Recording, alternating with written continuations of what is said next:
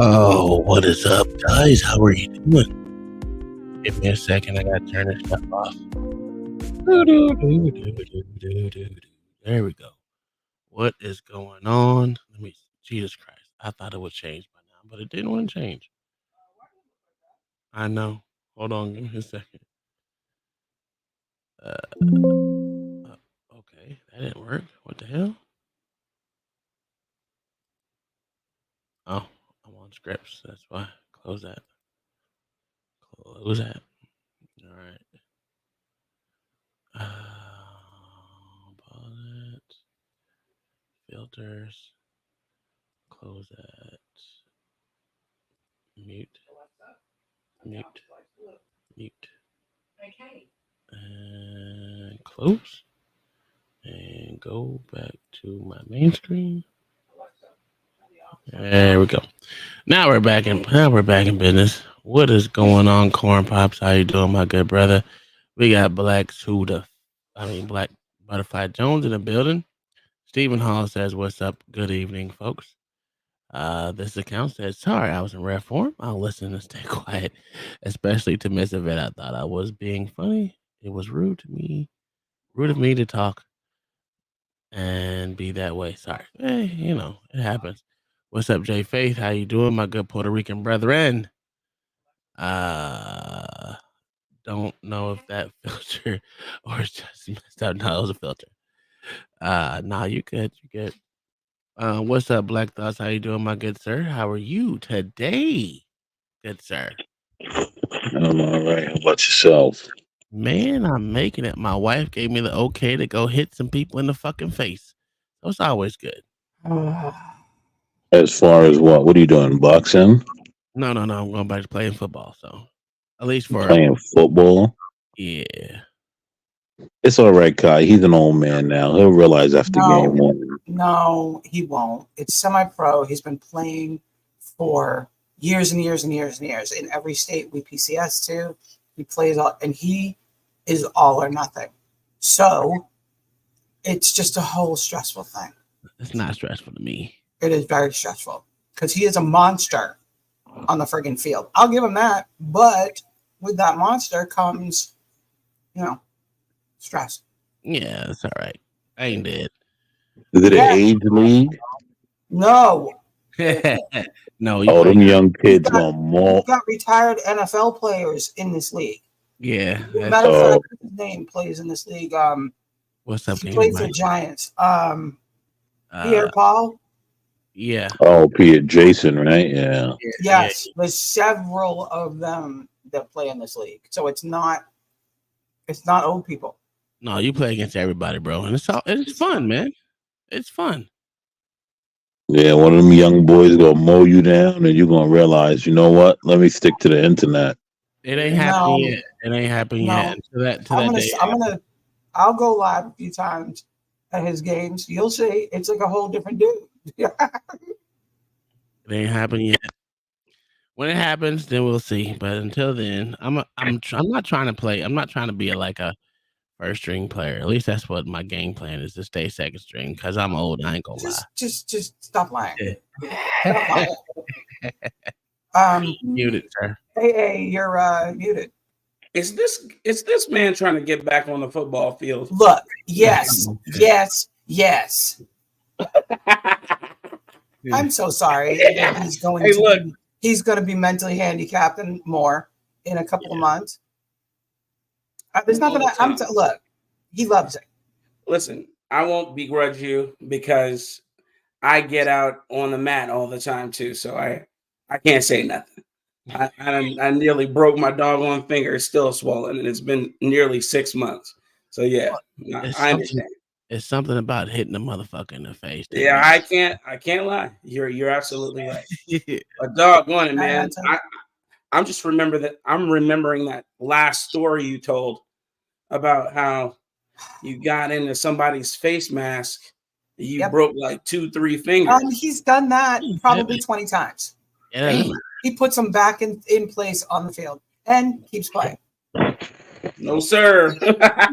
Yep, it's gross. He goes to the sideline. Hey, can I get some more tape? More tape. He doesn't even know. He doesn't do tape or get off on the sideline. he puts that shit back. It's disgusting. Yeah, It's so gross. tape is for Oh bitches. man. Tape is for bitches. So you had a rod put in it last year. Listen, Yeah, I can't lie and say I don't miss the gridiron sometimes, man. Yeah. But I only got maybe 2 snaps in me. After that, I'm done. Especially turned especially into a with playing weirdo. tackle. Yeah. He turned. Look, I'm telling you. Yes, I did almost- see them. I did. I almost slipped on his name. You won't when I take videos and even go live. You will not believe your eyes at the different person you see on that field. Oh, I have fun. And he It's runs his insane. ass off. I don't know how he moves fast just on a football field. But he does. He said just on a football And field. he takes out half the damn line by himself. He's just like, if he feels like it that day, and Yeah. let them talk shit, and then it's over. It If depends those on. other people talk shit, it's over. And then I shake my head, and I'm like, Well, here we this go. is gonna be different because I'm mainly on the all white team. I'm usually playing with a whole bunch of niggas, so Oh well, this one's going to be really physical and less shit talking. No, sir. I never go a game without shit talking. No, I'm talking about Yeah. they're going to be more physical but less Oh, shit yeah. talking. Yeah, it's all good. I like going up to Jacksonville and talking shit to the niggas on them teams because them hood dudes, and once you get them out their game, it's a wrap. It's really Yeah, once you get them in their head and unfocused, it's over. Yeah. Oh yeah, I be talking some stupid shit like, "Hey man, look, hey man, we going smack to talk. we going to chill with your wife today? Yeah, we gonna go. Yeah, play slap and pickle. Yeah, yeah. Hey, listen. You better chill. You better chill with that shit. You saw what happened to Kevin Garnett doing that bullshit, right? Yeah. Kevin Garnett was scared to go to his bus. You better chill. I ain't never scared to go to my car. I tell you, I go on the look on the sideline and strap with me. What are we talking about here? No, I'm not playing defensive end. No, sir. I'm gonna stick to guard as much so I can go out and slap and hit somebody in the face in the second line. Yeah. Yeah. Be like, yeah, I had fun. I had fun, but How the hell you got bugs around and it's cold? Oh, it's easy, dog. There's bugs around here and it's cold. Is there? Yeah. Yeah. What you got bugs where? It was 80 today, so it's not that cold no more. Them bitches. Oh well, yeah. Today it finally went around 60. The last 2 weeks, it got down to the teens in this motherfucker, boy. Yeah, but that doesn't kill the eggs, man. As soon as it gets to a temperature where it's viable, they start hatching. It's crazy. Yeah. They thaw out too. Yeah, let's see who's over. Hey, so y'all might have to run this stuff by yourself on Thursdays because I was supposed to go to practice today, and I said, yeah. No worries, man. I got shit to do. I got shit to do. I will set up my damn tripod though and videotape some practice. Yeah, I'd love to see it, man. It'd be cool to see. One of these days, I'm gonna set up a camera so you guys can see me either get my ass whooped or whoop ass on the mat. Yeah, one, two, it's all fine. There's an equal amount of both happening on that mat, depending on who challenges me. And the thing about it, there's nothing wrong with losing on the mat because shit. That's true. Shit. You just get better. Hey, I tell them like this. Some days I want to go hard. Some days, not that important. It depends on what type of mood I'm in at that day. Whether I had to cut back. Yeah. I was doing it every day a couple months ago.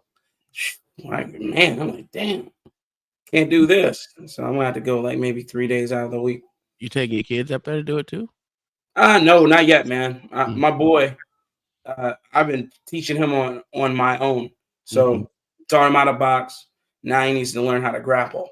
So, just in stages, I'm showing him how to get out of things, how to get out of a headlock, stuff like that, takedowns, etc. So when he's out there dealing with an idiot, he can handle his own. Yes, sir. What up, Mayo? How you doing, my good sir? Hey, what's up, gentlemen? Good, man. How are you? Pretty good. Yeehaw. I slept for Jamador today. You ain't go to work today? No, I went to work today from home. No, okay. For the other day, I feel you. Dude, I worked from fucking 5:30 to goddamn, let's say 10:30 Yeah. was ridiculous. Now, once it hit noontime, it was pretty much slowed all the way down to a crawl, but that's because I did everything beforehand. But yo, it was a busy motherfucking day today till about 12:30, and after that, it's just answering phone calls and emails and shit. Emails and meetings. I know that. I had Mhm. like 5 meetings today. Sucked. Ooh, Corn Pop said mosquitoes were bad today. I believe it, dude. It's like 80 Well, degrees. doesn't he live in like the Everglades? No. What does he live? He lives on the other side of Florida, though. He lives on the Tampa side. Oh, yeah. Yeah. Yeah. OG dude, Yeah. we gonna need you to fix your goddamn, your goddamn shit, nigga. What's going on? We got 2 on Rumble right now. I think it's 2. Let me see. Last time I checked, it was 2. Uno dos. Oh, we got 6. Oh shit. Hey, thank you guys for being over there, tuning in on Rumble. We always give y'all a little salute over there. Let's get ready to rumble! Yeah, thank y'all for being over there. If y'all want to be a part of the conversation, hey, since we got it connected to the StreamYard, your comments goes over to StreamYard. So if you comment, we can bring it up just as normal as any other comment, like so, and it'll come across screen like whatever it says right there. So just be a part of a conversation. Just comment in the comment section, and we will address your comments, especially that we're trying to grow the YouTube channel. Yeah. Amen. I said YouTube, but Rumble channel. My bad. See, just like Mayo did, just like that. Welcome to the Rumble fam. That's a fact. Yes. All right. And So, go ahead. what do y'all want to talk about first? Well, I saw that Black Thoughts So Corn Pops. wanted to open with something. What's up, Corn Pops? Was You it wanted to open with? What did you want to open with? Oh, I know. Starting from BCP, which was just weird to me, like how out of touch. Yeah, I mean, how extremely out of touch these people are. yeah, They are. Yeah, it was pretty bad. I mean, that's not bad, but you know how this shit. This never changed. You saw Governor Abbott's response to the order from, well, not the order, the Supreme Court justice's adjudication of the federale's ability to just cut the Constantino wire. They just said they're gonna put more raises, baby. So we're gonna put some more out there just for you. How about we're gonna put 100 more, bitch? I mean, yeah. But the thing about it is, I mean, because they didn't say they had to remove it. But what they said was, yeah, he's absolutely right. They are hindering his ability to fucking protect the state, defend Texas. I mean, same thing they would do here in Florida. If they didn't want people to come in here in Florida, what they gonna do? They gonna motherfucking put shit on that goddamn beach, even though it's a bad look. But they will start doing like they used to do it then. They used to have the fucking boats patrol the water all between the Key West and Florida. I mean, in the Florida shoreline. I mean, it was nothing new. I mean, I get it, but it's a long shore to be protected. I tell you that much. It is, boy. It's just like the Texas border. I mean, it's the same way, man. There's so many entry points that it's hard to cover them all. And with the government literally hindering you from doing your goddamn job because they don't want to do theirs, it's just asinine. And to listen to the bullshit that they trying to push down our throat that has nothing to do with border security. The thing is, if it was me, let them fail. Don't put anything that has border patrol. I'll be like Trump. Don't give them a win. Because securing that border is a win for them. Yep. Securing the border is a win for them. That's exactly what it is. Fail. So let them fail. Hey, the election is coming up in November. This is gonna be a quick month. We already going turn, baby. Let Biden fail. Let Biden and his acolytes eat crow. Yeah. Don't. You saw the deal that freaking what's his name in the Senate? Schumer and McConnell. And McConnell. Oh, and, get this through. Yeah, let's get this through. Get the fuck falling apart because Johnson's like, fuck no. You bring that shit over here, we're gonna knock it right on down. But that's that's the point. All they're trying to do is get this win. Yeah, If they adjudicate and vote on that, what they're trying to do. That's the only thing they're trying to do is get this goddamn yeah, win. And to me, it's they fucking stupid. he's losing on all fronts. Yeah, Even Maine, yeah, the fucking pussy ass Republicans, which pisses me off. They better learn to get a fucking backbone because they better Democrats. learn how to drop those balls, man. Yeah, man, they don't give a two shits about what you're doing. They don't give two No. shits. And I would say Republicans don't give a shit either, but they better learn to get balls like Democrats because they don't give a fuck if they got to cheat to win. If they got to fucking cut your head off to win. They know who got some balls? Carrie Lake. Yeah. Boy, I couldn't even believe it. Yeah, we talked about that shit today, dog. I was like, ooh. I was like, look at it. She went scorched earth, boy. We listened to the whole man. Yo, did you guys hear the conversation? Yes. And now what? Where were y'all niggas at yesterday? Because we went over that whole fucking video. Yeah, I was dealing with a sick child. That's what I was. Yeah. Hey, a lot of people sick, bro. Yeah. Hey, brother Black Suit Defy, are you going live tomorrow morning? Probably. Yeah. You should. Just text me before you go live so I know. Yeah, because I didn't get no goddamn invitation. Not invitation. All I did, it was impromptu, man. I was sitting here. I was like, you know what? I'm gonna go live. Everything was slow. I just went live. But what I was saying is, she had 4 hours tomorrow. Huh? Only work 4 hours tomorrow. Oh shit! Look, she had the balls to do it, man. Recorded the whole conversation, dropped it.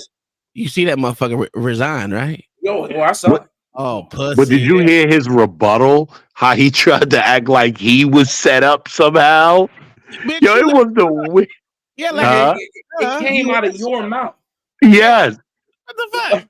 What are we doing here? He did this in a way to make me look bad, sir. You said these things. No one else said this shit, nigga. Nobody else said it. It was him, and he still had the audacity to try and flip it on her. I didn't see his rebuttal. I will say that. No. What's that? Go ahead, Blacks. Go ahead. No, I was just saying that's a win for Kerry. Go ahead. Oh, absolutely. Yo, his statement was insane. Like he blamed her. She did this in a way to make me look bad and blah blah blah. You asked her what's the number. How could she have done something to make you look bad? What's the number to make you step aside? That's his verbatim, and then turns around and says, "Yeah, she set me up." What? Duh. Well, he'll be. Go ahead, Mayo. I'd have taken the money and then not done it anyway. Put it straight towards my campaign. Okay, listen. Let me just say, he's going to reveal what he truly is in about a month anyway, which is a damn Democrat. He'll be over there with them momentarily. But the point is, Carrie Lake has proven that she's willing to be cutthroat. And I believe she definitely has a place in Trump's cabinet when he starts to form it. Yeah. I got this video for us. I'll put it up. Here's the problem, though. The Republican Party, she's going to have both parties working against her. That's the problem. It's not like there's one party and then. You're right. She's good. It's both parties. You're absolutely right. Go ahead. Press play. Yeah, I didn't get to see it, so. Oh, shit. At a conservative conference and made this accusation. They came to my door and they tried to bribe me out of getting out of politics. It's really happened. I'm telling you this because this is how disgusting politics is. Just this week, a leaked audio recording appeared to back up Lake's claim. Arizona's family independently obtained a copy of the conversation between Lake and Jeff DeWitt, the chairman of the Republican Party in Arizona. Here's a portion of the recording where DeWitt floated a potential job offer if she quits the Senate race. The ask of me was, it's kind of fun. So the ask I got today from back east was, is there any companies out there or something that could just put her on the payroll and keep her out? And I said, well, what are you willing to do? Like, whatever we need to do. Today, DeWitt announced he was stepping down as leader of the state GOP just one day after the audio first came to light. Longtime political consultant Marcus DelArtino says what DeWitt did is not new in politics. What is new, The leaked audio gives the public a look at the inner workings of what sometimes happens behind the scenes in politics. Oh, what That often view happens. may not be pretty to some, but Darlatino thinks DeWitt could have handled the conversation better. I think he probably could have been a tad bit more tactful in the conversation, but Oh, really? With I his think bribe, with his I think he larceny? thought he was talking to a friend, and obviously didn't know he was being recorded, and probably used some language he probably regret. This is bullshit. You have to excoriate him real quick. You got to understand. No one in politics thinks these motherfuckers are friends. Everyone is your motherfucking enemy when you're in politics. Stop. That's a fact. I don't understand why these motherfuckers act like they're different. Furthermore, no one else, bro. You just an enemy just like the rest of them, no matter if you're Democrat or Republican. It's just him. This is just him filibustering. He knows damn well nobody believes that they are friends. Yeah. They got caught with their pants down, and now they're trying to clean up the poop. Literally. It's ridiculous. But they all keep going to, he didn't know he was being recorded, as if like she's in the wrong.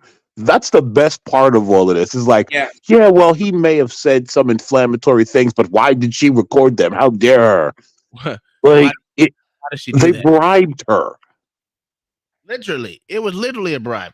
Can we pay you to drop the fuck out, bitch? Well, not just drop out, but just let's not say drop out. Let's just say postpone or just do something else for the time being type shit. Just pause it for a bit. Yeah, let's pause it for a little bit.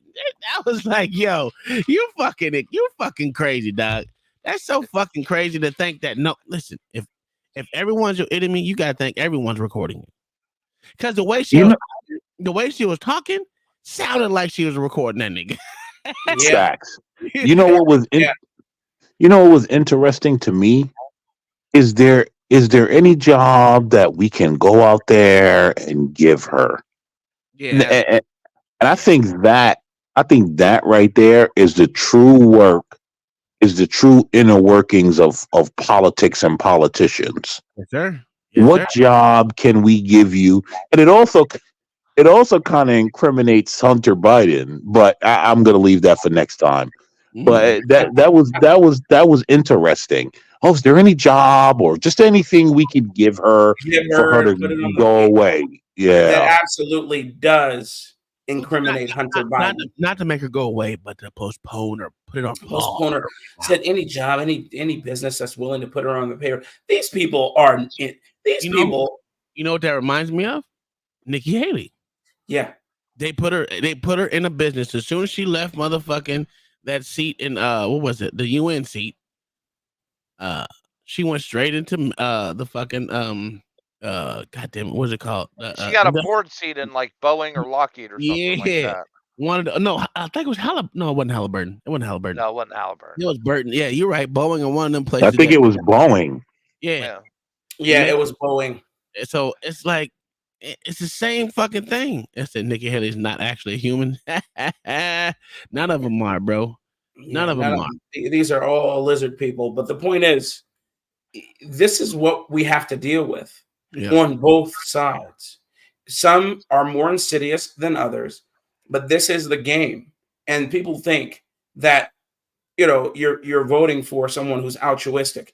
This gives even more credence to the point that you should vote for your pocketbook. Biden is at odds with your pocketbook. That's it. Have you ever noticed she doesn't move her lips when she speaks? Hey, there you go. That's because she ain't got no lips, because she whitening. Nikki Haley is a crater-faced hold on. cow. No, Tom. I'm not going to let you disrespect that brown woman like that. It's me. Look white. I'm not going to. That's a white devil. She is so ugly. And when have you ever seen her without the makeup on? It's even worse. No, I don't. God, Lord have mercy. This is and I don't care how Indian she is, man. She's still an ugly, disgusting woman. Let's go on with this fucking conversation is real quick. Let's run at this point, and could have been a little bit more thoughtful. Adding to the intrigue, DeWitt also mentions in his resignation letter that he received an ultimatum from Lake's campaign: resign today or face the release of a new, more damaging recording. Mm. And the state GOP will That's how now you do have it, to go baby. pick a new leader this weekend at the party's annual meeting in Phoenix. Back with you guys. It's such an important year for Arizona politics. Does this? This is crazy. They didn't even read the whole fucking letter. It wasn't that goddamn long. You could have read the fucking They letter. could have read that paragraph. Doggone it. Fucking leave the state GOP in disarray. Well, it's not something you want to go into. Go into an election year trying to pick a new leader and whatnot, because the chairman or chairwoman's job would be to raise money, recruit candidates, and get out and get the army out there to support those candidates. That's the main job of a chairman. Normally, they don't make this kind of news, but we've seen that precedent broke over the last several cycles. Now, as far as this is going to hurt individual Republican candidates, probably not so much someone like Carrie Lake, who can raise a lot of money independently on her own. But if the GOP cannot find somebody to replace DeWitt and his fundraising prowess, it could hurt down ticket candidates who need that little extra money to get over the top and win that race. What I don't understand about this is that these are two people who are on the same team and are apparently very close. Jeff DeWitt, the former treasurer, was the COO of the Trump campaign, I believe, in 2016 and 2020. Carrie Lake, a strong Trump supporter. So I don't understand why they would turn on each other suddenly. Yeah, and that's a question that Carrie Lake has got to answer. Now, hopefully, at this point, we are scheduled to have an interview with her a little bit later tonight. So hopefully we'll have some of that interview, ask her that question, and plays maybe her answer coming up at 6:30 tonight, with that interview. And sorry, the other question DeWitt brought up is, does she record everybody? He says they were in her home 10 months ago when this was recorded. He had no idea she was apparently possibly wearing a microphone. Wait a minute. She held on to that shit for 10 months. Oh, that bitch grimy, cuz. Yo, she held on that for 10 months. There's no greater wrath than a woman scorned. There's but no don't we greater all? wrath than a woman scorned. Listen, we know the answer. We know why she held on to it and why she presented it now to get rid of that bastard, because he was in the way. He obviously is doing something to hinder her campaign, and she'd rather him be gone during this time where we're about to choose a president than later on. So, yeah. Look, I was just going to say she knew that if she didn't take the bribe, what was coming next. Yep. Because when you listen to the recording, she said it. She was like, he said something. She was like, "Oh, what are they going to kill me or something like that?" Yeah, it sounded like she was recorded. I don't know. These white Yeah. folks. That's me. But she did but that. Also, yeah. Go ahead. She asked those very leading questions deliberately because she knew she was recording, of course. And she was trying to get him to reveal himself. And he did, like an idiot. But also, right, they're saying like he was being recorded. Who's not being recorded in their home today? We all got cameras running, mics running, everything's going on. And it's not illegal. Exactly, in your own home, you can't record. You can record any conversation you want in your own home. Yeah, exactly. that was stupid. Like I said, was set up. You're the one who chose the battlefield, idiot. You chose the playing field. You went to her abode. You could have had her come to a neutral location, a hotel space, somewhere that's loud, and had that conversation. Instead, you chose to go to her home, where she had all the power. You're an idiot. That's like thinking you're not gonna be recorded and I tell y'all motherfuckers I got 40 cameras in my house. Yeah, exactly. Yeah. Hey, dude, there's cameras everywhere. If you feel like talking among these motherfucking cameras, make yourself look stupid. Hey, the camera don't lie. Y'all motherfuckers do. Say, hey, don't steal nothing. I got 40 cameras around. You've been warned. You have been forewarned. First of all, I know she knew something was up when they came to the door. Of course. Of course. Yeah, she had, and here's the funny part. She probably thought that he was recording her. Yes. Yeah. That makes sense. Yeah. Because think about it. Had she agreed to it, how would this have turned? What recording would they have had of her? Yep. Even if she said, I'll think about it. Think about that. What if she said, I'll think about it. And she was saying that just to get him out of her house. What if she would Yep. have done that? What yeah, whoever releases it first wins. Yes. Yep. So I read it wrong. I read it that Carrie Lake is the one that actually took a bribe. That's what I read the first time. I was like, oh, okay, let me look more into it. And then when I actually read the shit, I was like, oh, she set this nigga up. She set this motherfucker Now, up. I don't know that she set him up. He set himself up. Well, yes. no. What I mean by set this nigga up means dude, it sounded like she was recording. It did, because it was very pointed questions, especially when she said, so if I don't take it, what? Like, what's going to happen? He, kill me or something? That part right there was like, all right, that, like, come on. So to me, it was like, yeah, yo, I don't give a fuck. I'm glad she set this pussy ass nigga up. If you can't recognize when you being set up, bitch, you retarded. If you can't recognize that you're being recorded just off the basic questions that are being asked and the way she was asking them, bro, you stupid. You don't need to be. But hold on, Tom. That's not fair. When you got a guy that grew up in ivory towers, he may not know. Shit, right? Let's be honest. Hands he up, may not know. What happened, Tom? I said, hands up, don't shoot. That's on him. He, like I said. So what you're saying, Black Thought says, he's used to doing the setting. Yes, he's used to doing the setting up. Yo, that's a fact, though. That's a fact. And see where it got him. I had to resign because I didn't. All my words were taken out of context. Nah, bitch. Nah, they were taken in context. Exactly what you mean. And he did. He didn't try to put it off or say any other words. And yeah, man, you sure you won't take this 20? Let's not worry about who's offering it, but let's just say if you were to take it, would you take it?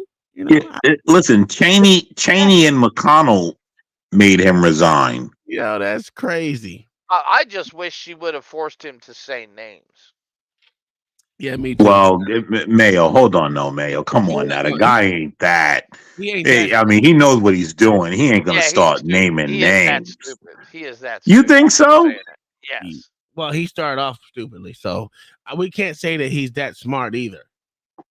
No, I'm not saying he's that smart, but I'm just saying,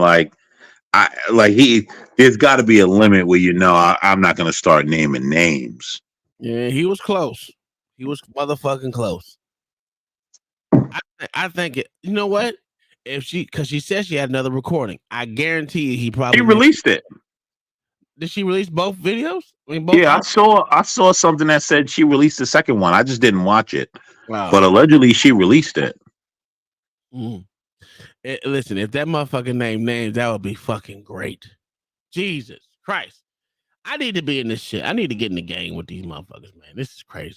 Man, but the problem with naming... That is a fact.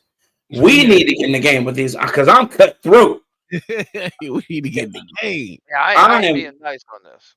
I am cut through. There's gonna be a series of recordings. Boy, I'm the first winner.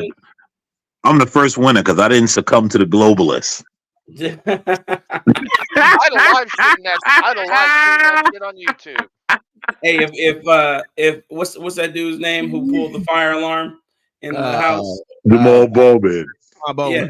If Jamal Bowen, you know how he's famous for getting up in people's faces. Boy, if he got up in my face, I'd backhand slap him, and I'm like, that's how you deal with pussies. I'm like, you don't hit him with the closed fist. You open hand slap puss. I'm like, look, there would be they'd be so shocked. Hey, I'm going to jail for motherfuckers slapping motherfuckers. I'm telling you, man. She's like, listen, bitch, I'm not one of them niggas, okay? I would just be, once he's done yelling, I'd be like, ma'am, are you finished, ma'am? Yeah, I said, ma'am. Look, Oh, man.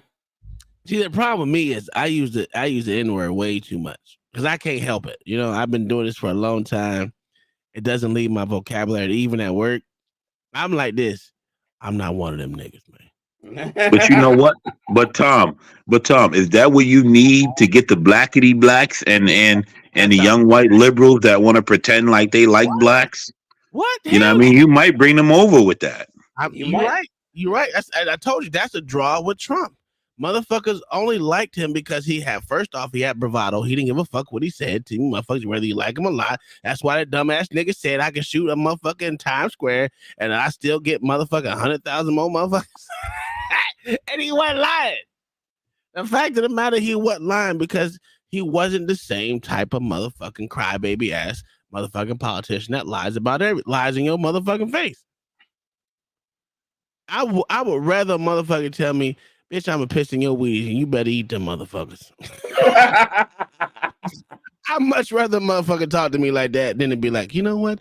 We're going to do all that we can to make sure you survive. And we know you fucking lying, dog.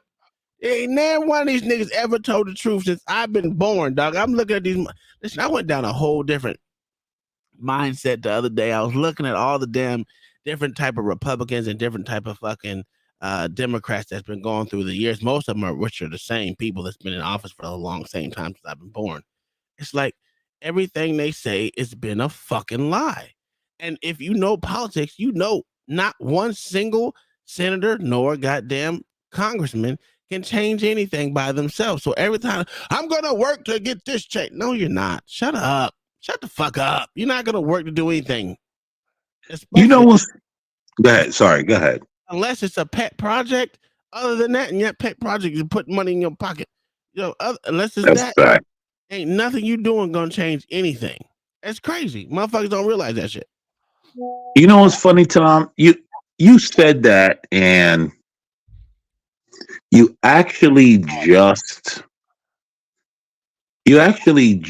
reminded me of something. When I was leaving New York, what up, Easy? And this is kind of off topic, actually. Not really, but it is.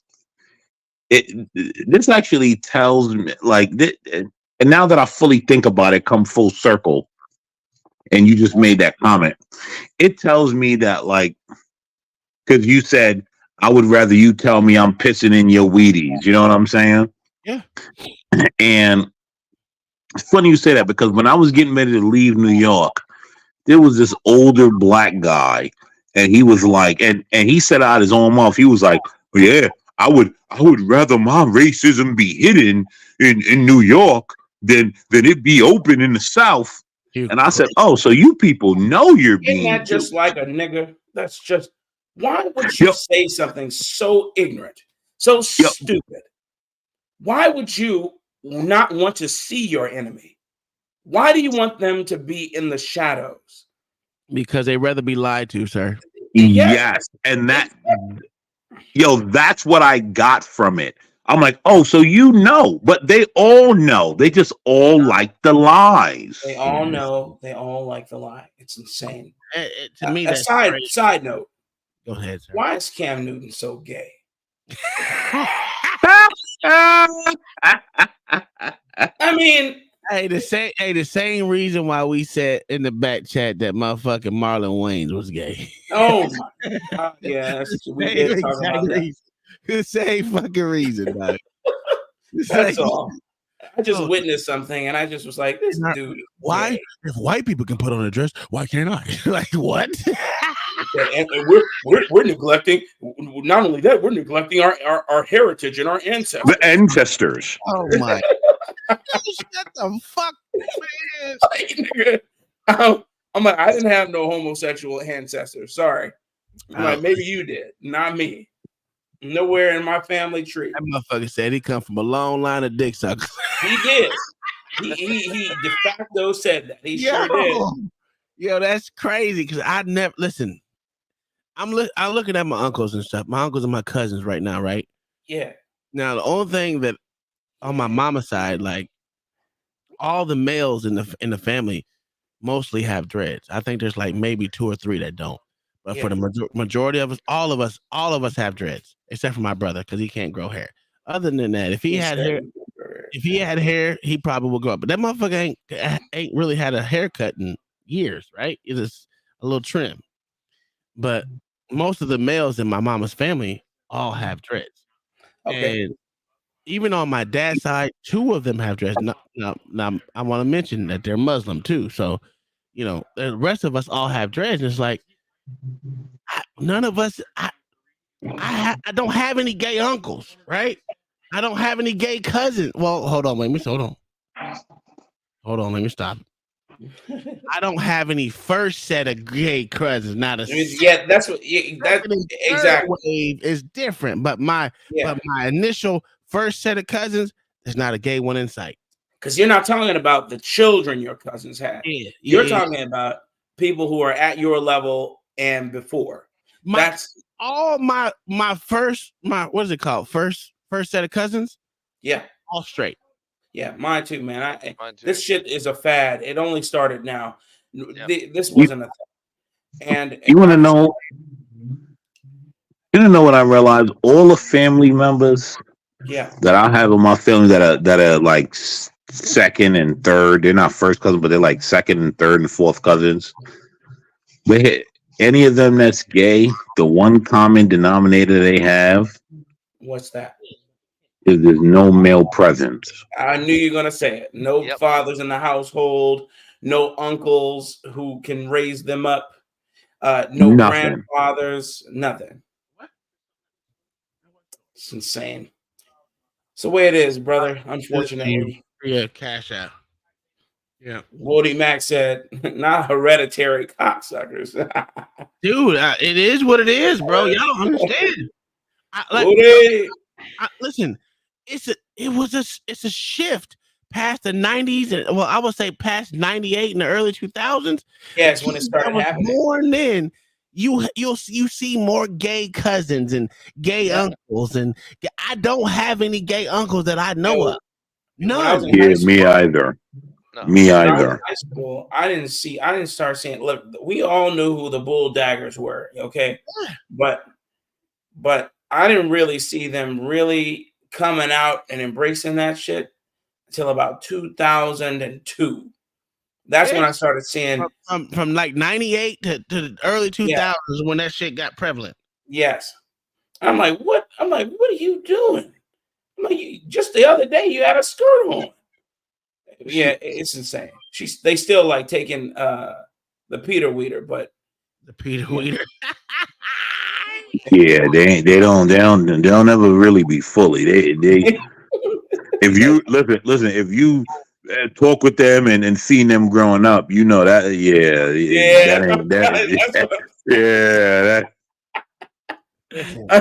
I got cut. Well, they said, like I said, I think they're my third cousins, whatever they are, whatever the fucking thing is.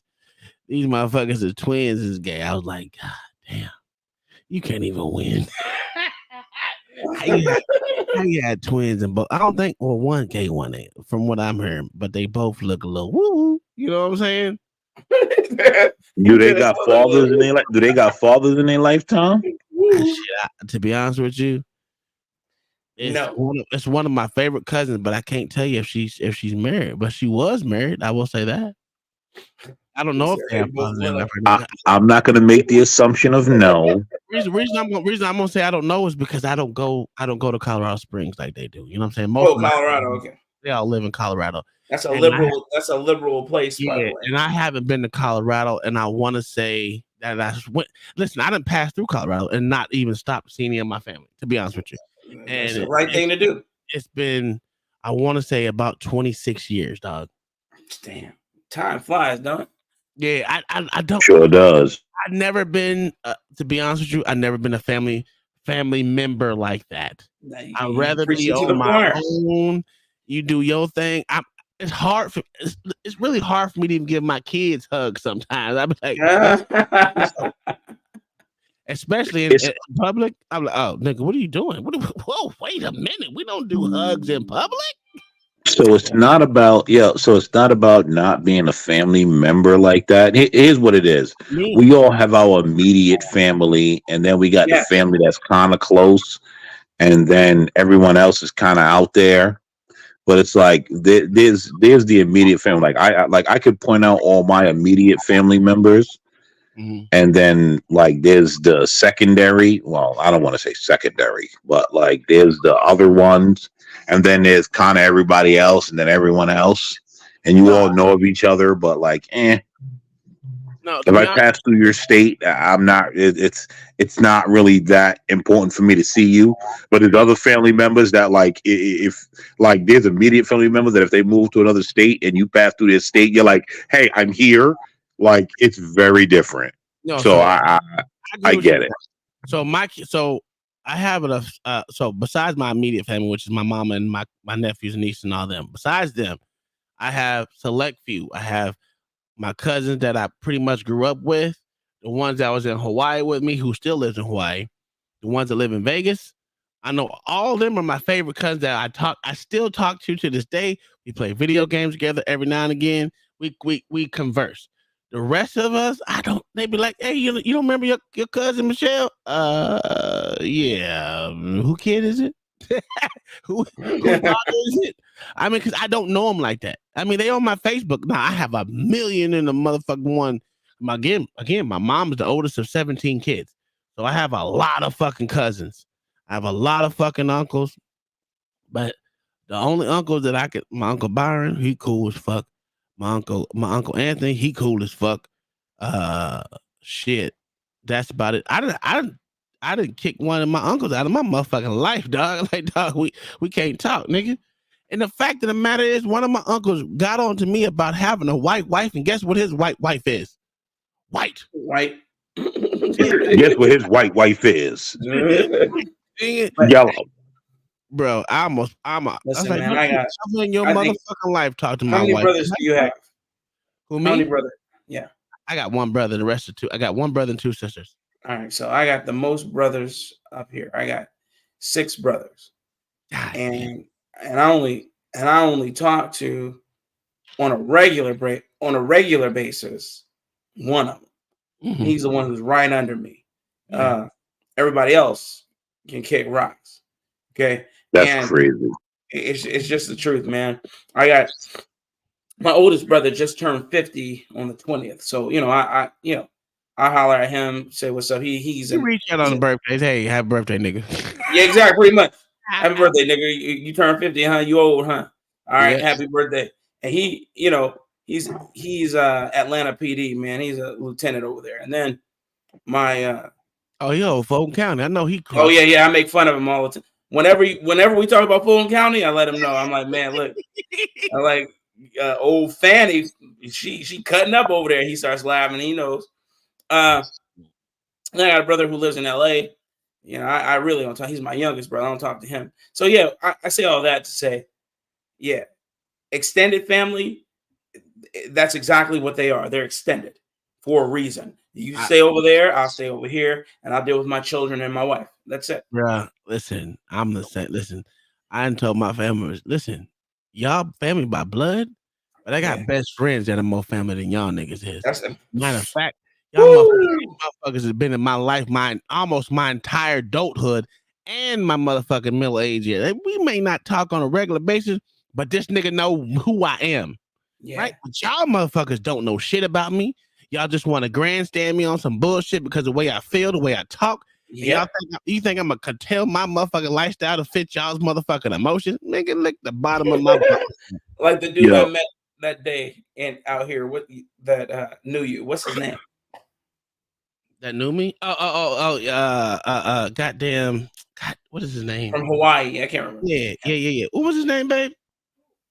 Mako. Yeah, Mako. Yeah. That was surreal. I was a wild boy back there, boy. We used to have nothing but listen, bro. When I tell you all I did was play sports and talk shit about motherfucking military, you know. Yeah. I've been the same way since then, dog. I don't play those games with motherfuckers, man. Either you with me or you against me. One of the two. I don't listen. There ain't no in between. No in between, bro. That's why I respect Mayo. I respect y'all, because y'all listen, we understand each other. Shit happens. Yeah. Well, I really don't like Mayo. I tolerate him. Me neither. I hate that motherfucker. Yeah. Yo, I tell you something weird, right? So like my So like my grandmother's sister, all her children are like first cousins with my mother and uncle and aunt and them. They all grew up together. So like you know, their kids and like us, we grew up together because we're all basically around the same age. Right. And like these people now, mind you, they lived in New Jersey. We all grew up in New York. They grew up in New Jersey. So we're all basically within 2 hours of one another growing up. They're from New York. You want to know what's wild about that? Like they apparently they harbor issues that we never knew. Really? Oh man, listen, yo, my cousin told me one day, she was like, yo, first of all, one of them got like out of line with my little cousin and like just made a big deal, and we like, what the fuck? You know what I mean? Because mind you, these are the kids that we grew up with / raised. So it's like you already out of line just because you the Jersey side. You know what I'm saying? Jersey side. You know what I'm saying? Like you already out of line. But apparently, right, it's very weird. So because my uncle basically like raised all of us alone, like made sure at the schools, like getting it done. Yeah. You know what I'm saying? Like he raised at least. Well, he taught you things, man, that only a man can teach you. You know what I mean? Only you a knew well-rounded man could teach you. You knew it was coming. You knew it was coming. Yeah, he said, no. Hey, Wody Mac, you from New York too? I didn't even know that. Yeah, right. So yeah. So my uncle basically raised at minimum 10 of us.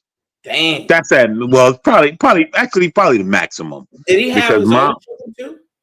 Yeah, he got 3 kids of his own. I didn't even know He got so it actually, you know what? It's his 3, my mother's 3, except for my brother. My brother kind of like wandered off into the sunset and like we all got one of them, don't we? Yeah, but like other than that, it's 3, and then 1. So it's okay. So it's just 7 of us basically. Yeah. Right. And then like, so he raised us. Come to find out, the people on the Jersey side, they got like 4 and 5 uncles. And apparently they hold some huge animosity that we had an uncle and this one had a father and this and that like paired. And we're just looking like, what the fuck? Like, what? Like, why are you even mad at us? We just got lucky. Like, so we just won the lotto, damn it. Yeah, like winning the lotto from them. Speaking of winning what happened, Mel? Donate to this doggone fundraiser. Right, and one of their uncles. Here's the thing: one of their uncles, like we at my grandmother's funeral, like this is weird shit, but like he was always finicky. But at my grandmother's funeral, me and my cousin looked at him and was like, "Bro, in all honesty, we will smack the shit out of you right now. Like you coming over here, nah, because you know those family members that's like been their whole life holier than thou, but like you know the truth, and then they're still trying to pretend holier than thou, and you're grown and you're like, bro, like you got to learn when to chill." Yo, that's on my dad's side for real. My dad was like, you should be like them. I was like, nigga, this nigga work at a goddamn pizza factory. Bitch, I'm all the way at NASA. What are we doing here, son? Oh, but he got a degree from Purdue. Bitch, he used it at a pizza factory. What are we doing here, nigga? Are you serious? The fuck and no, we're not ratchet fighting at my grandmother's funeral. He said something to me and my cousin looked at him because like in the New York side, my cousin and I are like my cousin, myself, and my uncle. We're like the male authority for all the women. We all convene and all of that. And like, you know what I'm saying? And so like, it's just like, yo, bro, like you have to calm down at this point because like somebody will smack you here. Like, chill.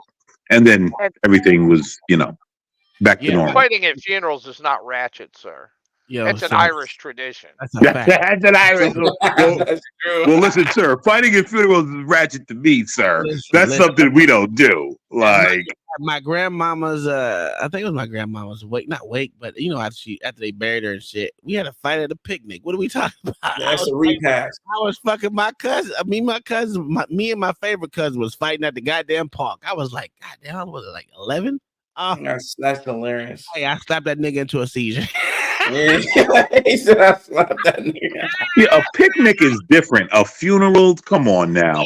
It was but like, it was after the funeral. Literally after the funeral, everyone's barbecuing and shit, getting everyone together and all that shit. Yeah, it was there when I slapped. We were all playing kickball, and I slapped the dog shit out of the nigga. But it was cool. But it's like he was saying some slick shit. We just looked at him like, bro, like you realize all that road up until we were 18. We're mid-20s now. My man, you want to play that game? Like, we'll play that game. Yeah, man. So, what video are we about to watch now? Y'all let me know. You want to do the BCP real quick? Just we didn't have to go through the whole thing. I just want to point out the beginning of how like off kilter these people are, that they don't get it. I got you, bro. Oh, shit. Times announcing massive layoffs. This is just one of the mainstream corporate-controlled media companies that's announcing layoffs. Just now, BuzzFeed and Vice Media are looking to sell off their parts as well. Business Insider laying off 8% of their staff. It's falling fast with the media. So, with the news of massive layoffs coming out of the Los Angeles Times today, I think it's incredibly important that we start to consider the consequences of what it means when reputable journalists and journalism is reputable to the side. We can't afford to pay our journalists. This bitch is retarded. This shit said reputable. But she thinks reputable is reputable. Yeah, but hold on, guys. These are the people that know. Jesus Christ, dog. That's why I don't look at goddamn news. Look, Uncle Tom got an 8th grade education. That's a fact. And he knew. You don't think they got some flunky sitting in the LA Times office on Chat GPT? Bro, it's been proven. Loading in content and having it write stories. It's been proven. They wrote a whole movie off of AI. What are we talking about here, dog? A Netflix movie was written off of AI. It's been proven. That's crazy. And you want to know what the funny part is? She thinks that they cannot afford to pay their journalist. Yeah, okay. You're stupid. She's stupid. Let's continue. So we fire them. We lay them off.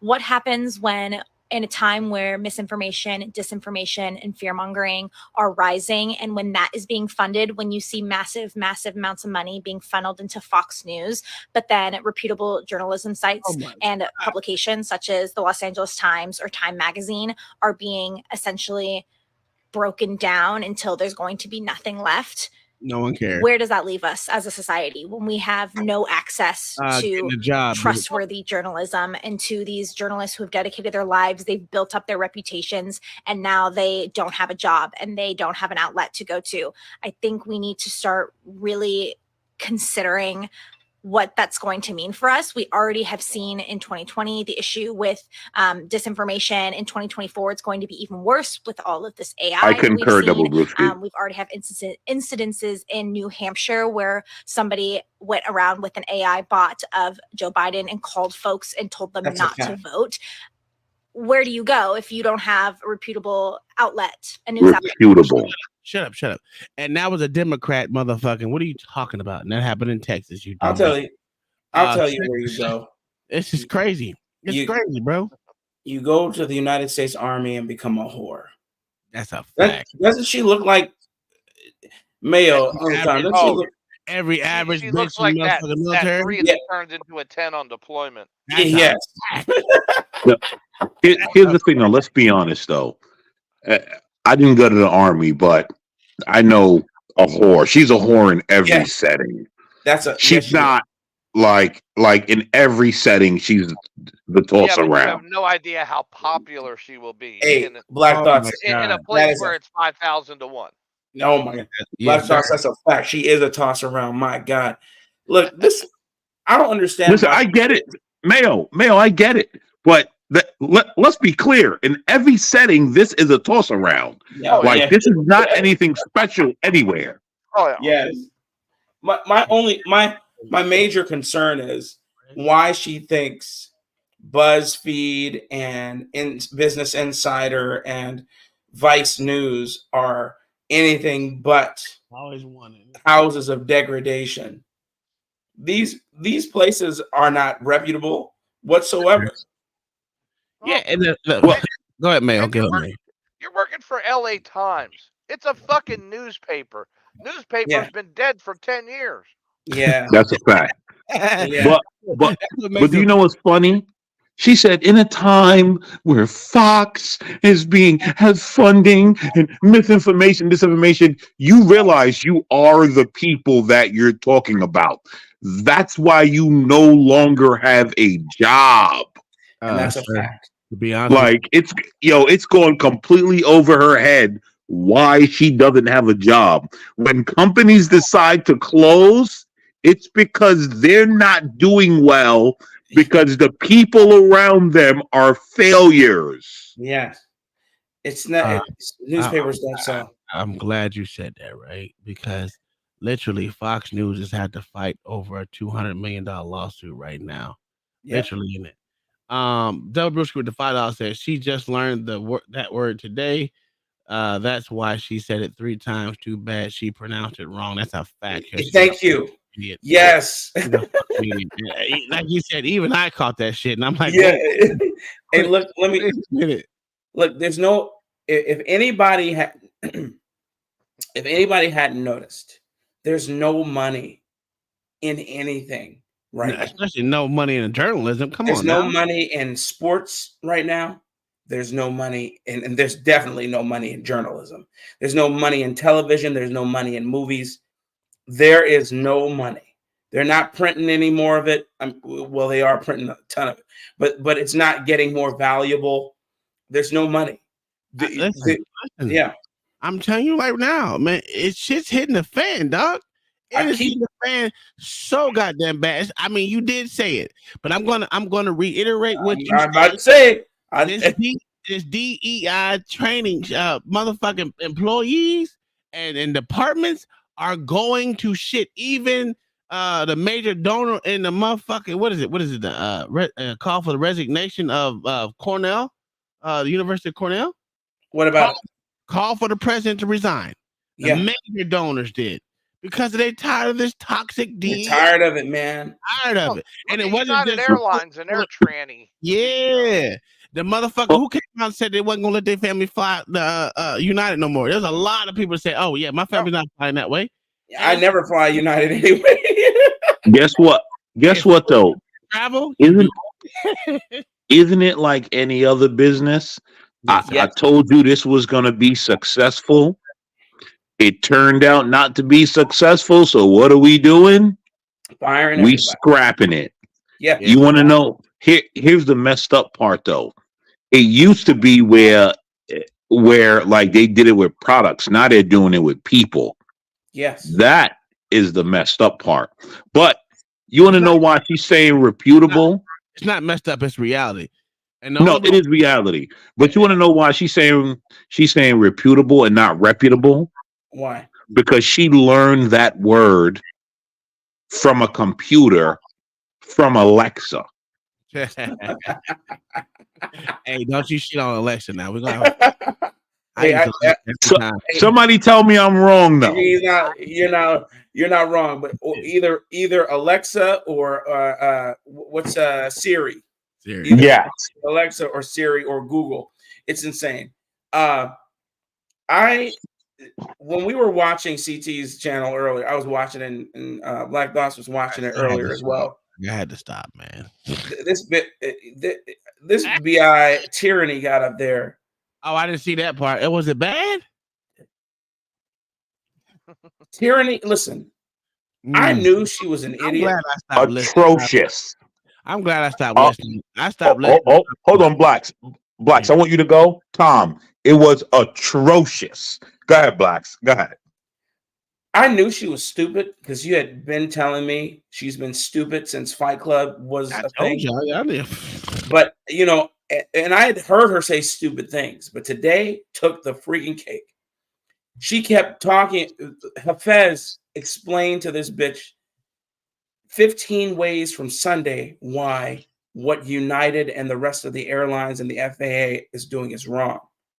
And this BI continued to read into it what she wanted to and kept saying it's racism and saying black people are smart too, etc. But nobody was arguing that black people couldn't be intelligent.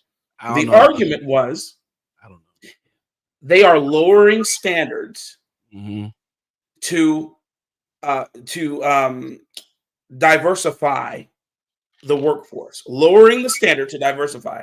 And even Black Thoughts came up and was like, I can't handle this anymore. And you can explain to him what you said. Because I heard it. I had to step out when you started talking, but I heard the beginning.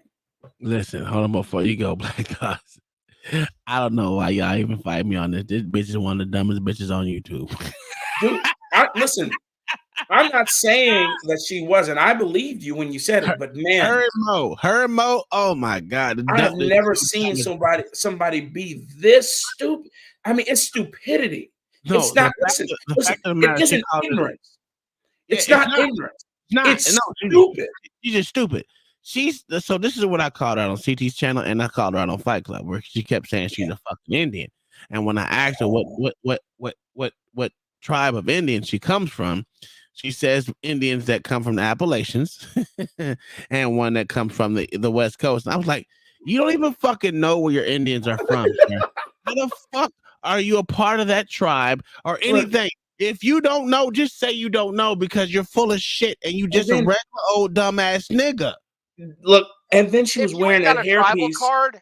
Just stop saying it. Oh God, oh my dude. Then I remember one episode. This is neither here or there, but I remember one episode she was wearing that hairpiece, that wig, and everybody was calling her out for it, and she kept saying that was her real hair. Yeah, okay. We're like, are you? I'm like, we have eyes, you know that, right?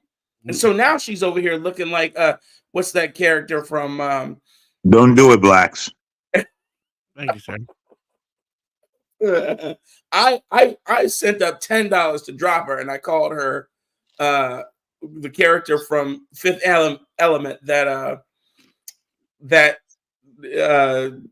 Chris Tucker played. What's his name? Right. Oh yeah, I know what you mean. What is his name? I called her that. His name is Ruby Rod. Yeah, Ruby Rod. She was so bad. I had to go up there and save her to help her understand how bad she was. It was it was terrible. And I'm wondering, like, wait, how you don't get what's going on? How don't you get it? And she just keeps saying, "Oh no, it's racism. You're racist." And I'm like, do you understand what the conversation is here? Nope. She calls herself conservative, though. She calls herself a conservative. She's not. Tom, she had no clue. None. No clue what was being said. And then when I broke it down, she was like, "Oh, okay." And then like 10 minutes later was out of there, if that. Like, she did.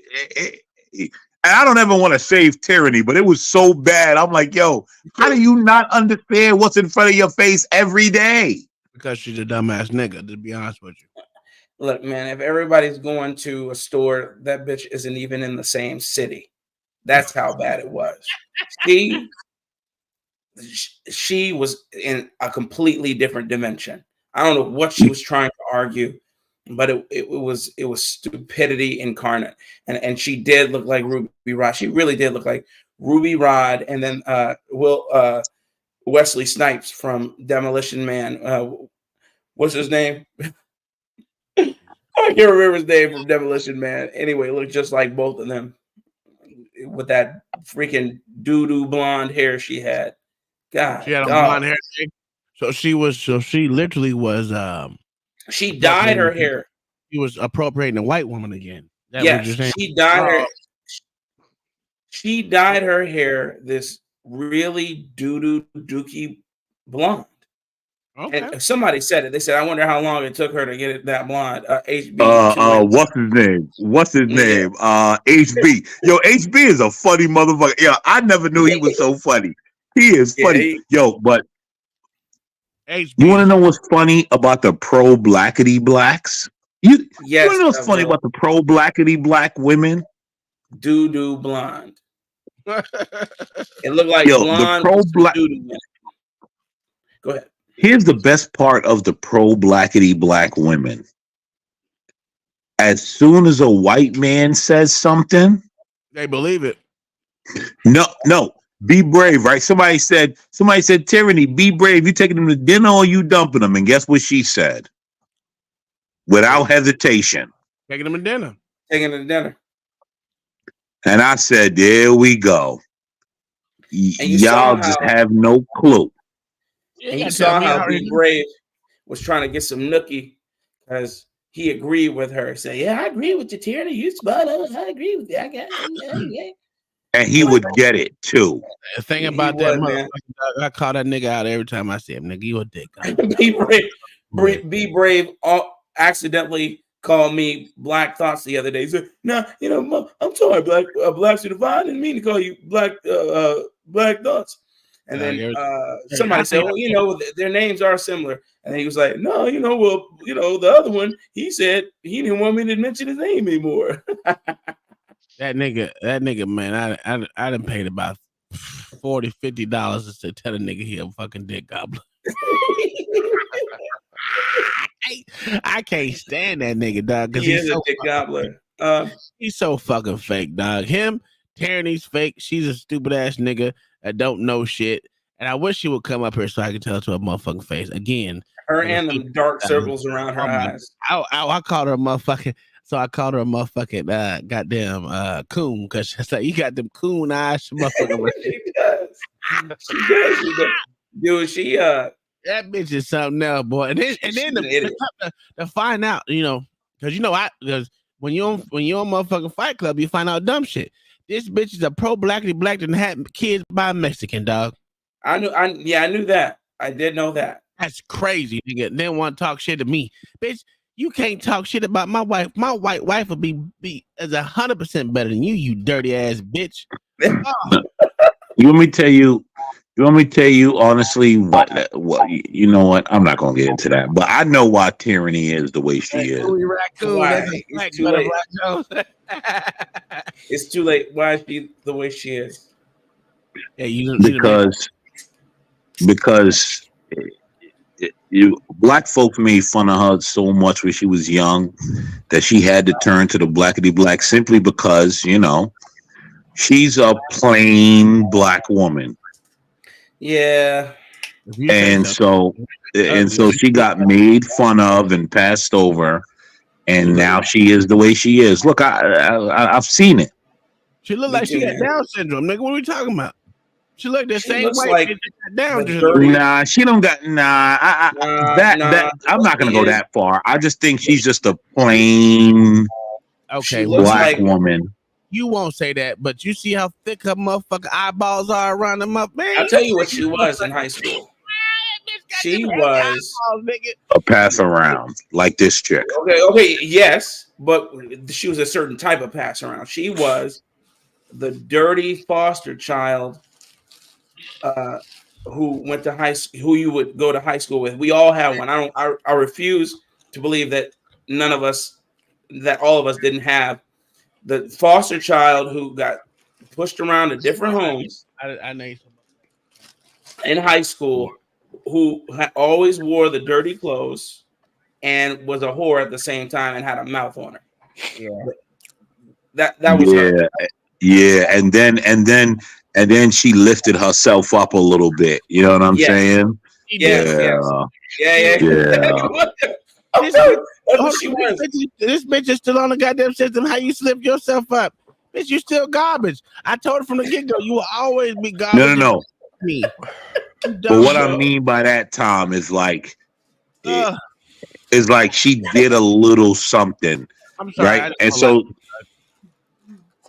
remember, to hood people, like if you do like 1% out of the hood, you did something.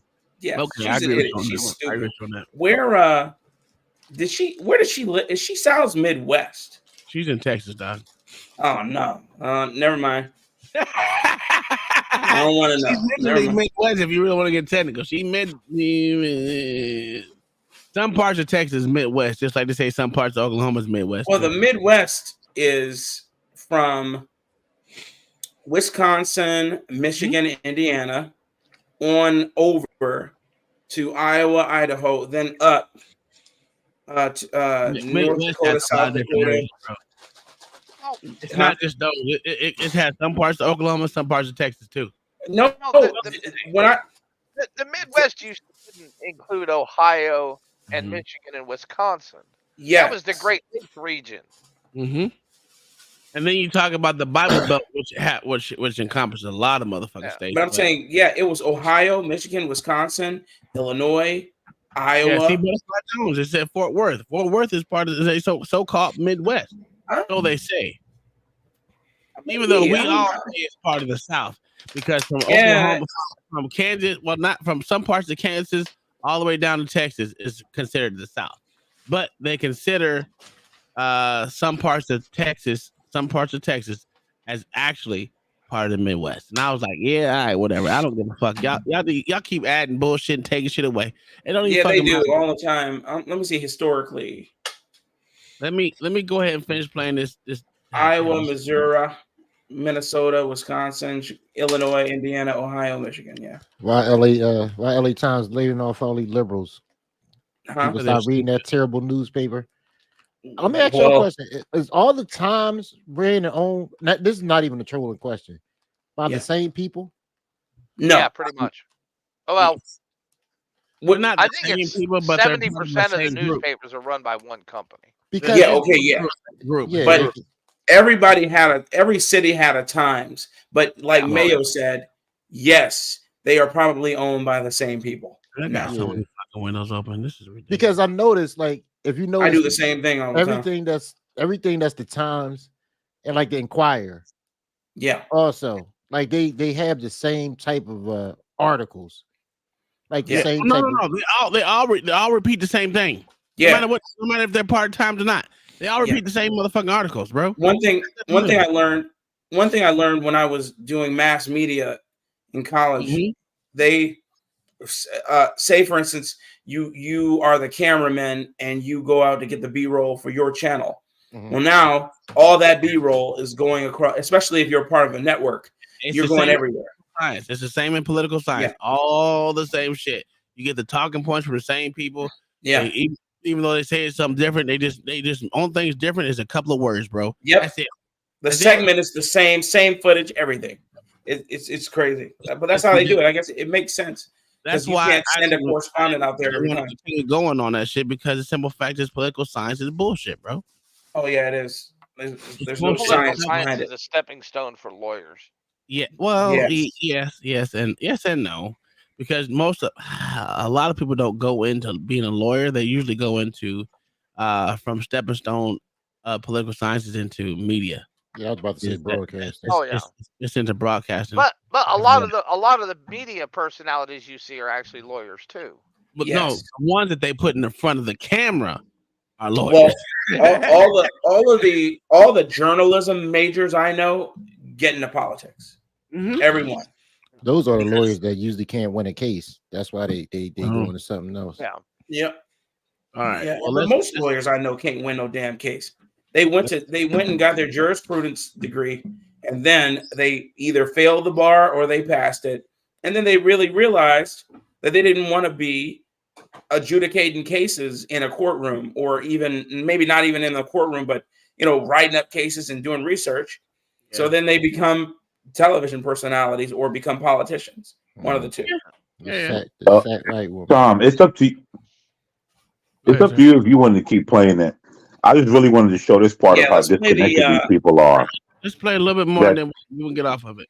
that you trust, that isn't brainwashing you to tell you this isn't real, this is real, here's what's actually happening, etc. I genuinely am afraid of what this means for us moving forward as these folks I like continue to be displaced from their jobs. Yeah. Because it's not looking great. All right, guys. So we got to talk No, about. All right, we'll get a real job then. I It was, can't. it was all good to his voice. It was all good. Dude, I can't. Sidebar. No, I he has good commentary. It's just his voice is annoying as fuck. Not even just his voice, his pronunciation. It's just no matter how you put it. Yeah, okay. All his voice. Yes, it is 90% his voice, but the pronunciation of words kills me, bro. It's brutal, bro. One day he made reference to it. He was like, "No, I say words wrong." Yeah. I'm like, all right. Well, at least you know. You getting on to me about the way I pronounce things because this nigga said, "What did he say?"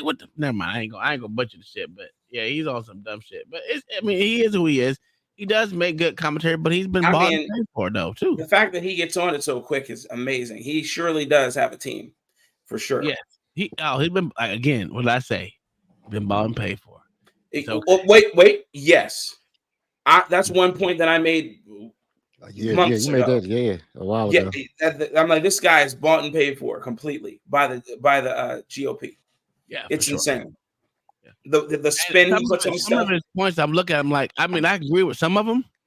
I'm like, that doesn't even make any fucking sense. No. I'm like, what are you? I'm listening to him. I'm like, no, I don't agree with that. I don't know what you're talking about. I'm not gonna lie. I really look at all his videos and I'd be like, yes. That's where I'm at with it, because I'll listen to him. He'll make an erroneous point and try and paint it up and do it up real quick and make it seem like it makes sense. He'll try and protect someone who says something stupid. Yeah, I'm like, what? I'm like, that. That's a piss me off. Because he used to be real. Straight down the line. Oh, these motherfuckers are stupid. Pretty much didn't say stupid, but not anymore. Mostly down the line, but now it's just like, nigga, he's 100%. And if I get another infomercial from him about noble gold, yo, you know who's slowly becoming my favorite person in this whole world? I bullshit you not. Jesse Lee Peterson. Uncle Tom. Yeah, what? Uncle Tom? He said Jesse Lee Peterson. Oh, okay. I thought you were gonna say Sir, when this man said out his mouth today, first of all, he said some of the most fucked up shit I've ever heard in my entire life. I had to rewind it and send it to y'all. He told us, he said, yo, Mayo, this man said, yeah, the man killed his wife and kids because they was bitching at him. Bitch, yeah, I heard that. Bitch. So he said, you got to go.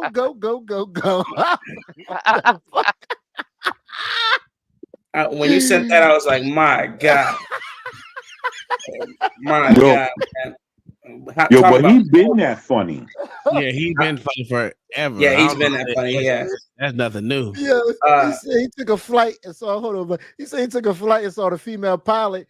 So he told the flight attendant, go get that Negro woman up out of here so she won't crash this plane.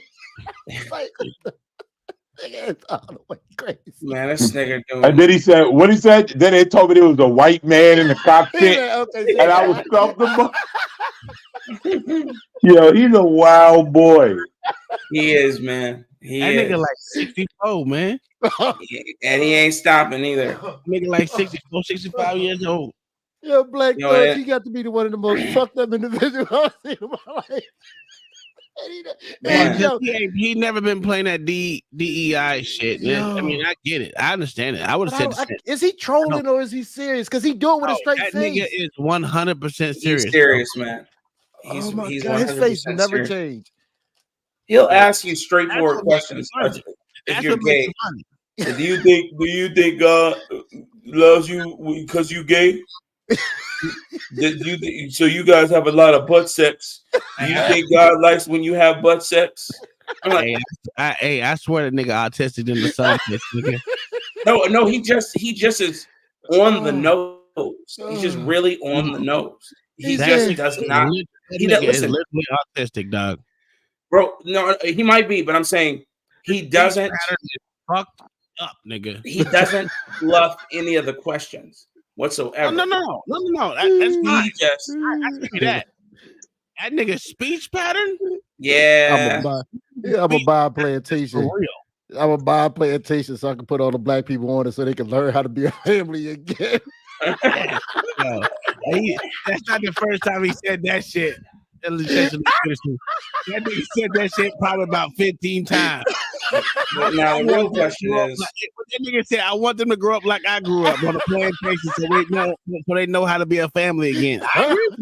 I am not disagreeing with that shit. This nigga is crazy. I don't think I laughed that hard, dog. I was crying laughing. I said, this cat is out his mind. And then he just, that face, because he don't never smile. He was messing when he said that man killed his wife. She was bitching. And when he says amazing, he's calling you stupid. Yeah. Oh, I made that shit into a drop. Hey, that's just like motherfucking. That's the same way Bean says absolutely. Oh yeah. He's calling you a fucking idiot. Oh my god, that nigga said he has no wife room. because he was bitching. Anyway, press. Oh my god. Find that video. What video you want to watch now? The one with that I sent you, where you call. It's a short. It's not very long. It's the one with Glenn Lowry talking to the white guy from Harvard. I got you. But the real question is, do you guys want some Tej Handley? Oh, I'm about sick of that shit. Them commercials. Do they get every black person?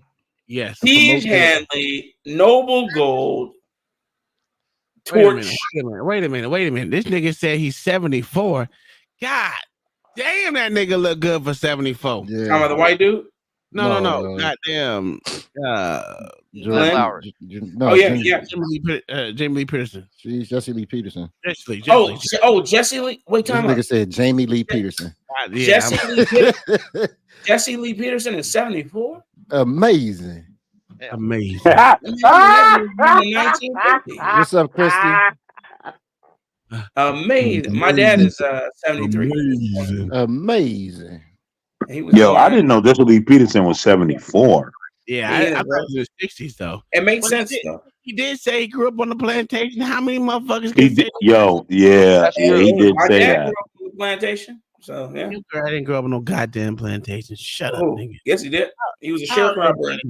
And he was a sharecropper in Shelby, Mississippi. He was getting paid to sharecrop. No, hell no. He wasn't getting paid. The point, you know what sharecropping was, and you were getting anything but paid over there. 13 people living in a shack. Yeah. But yeah. Hey, you know what's funny? Let me tell the story real quick. Now, I got this chick that I work with. Yeah. Her family were milk farmers, right? They had a whole bunch of cows, and they motherfucker had a hard job, man. Had a whole bunch of Mexicans work for them. She says this to me.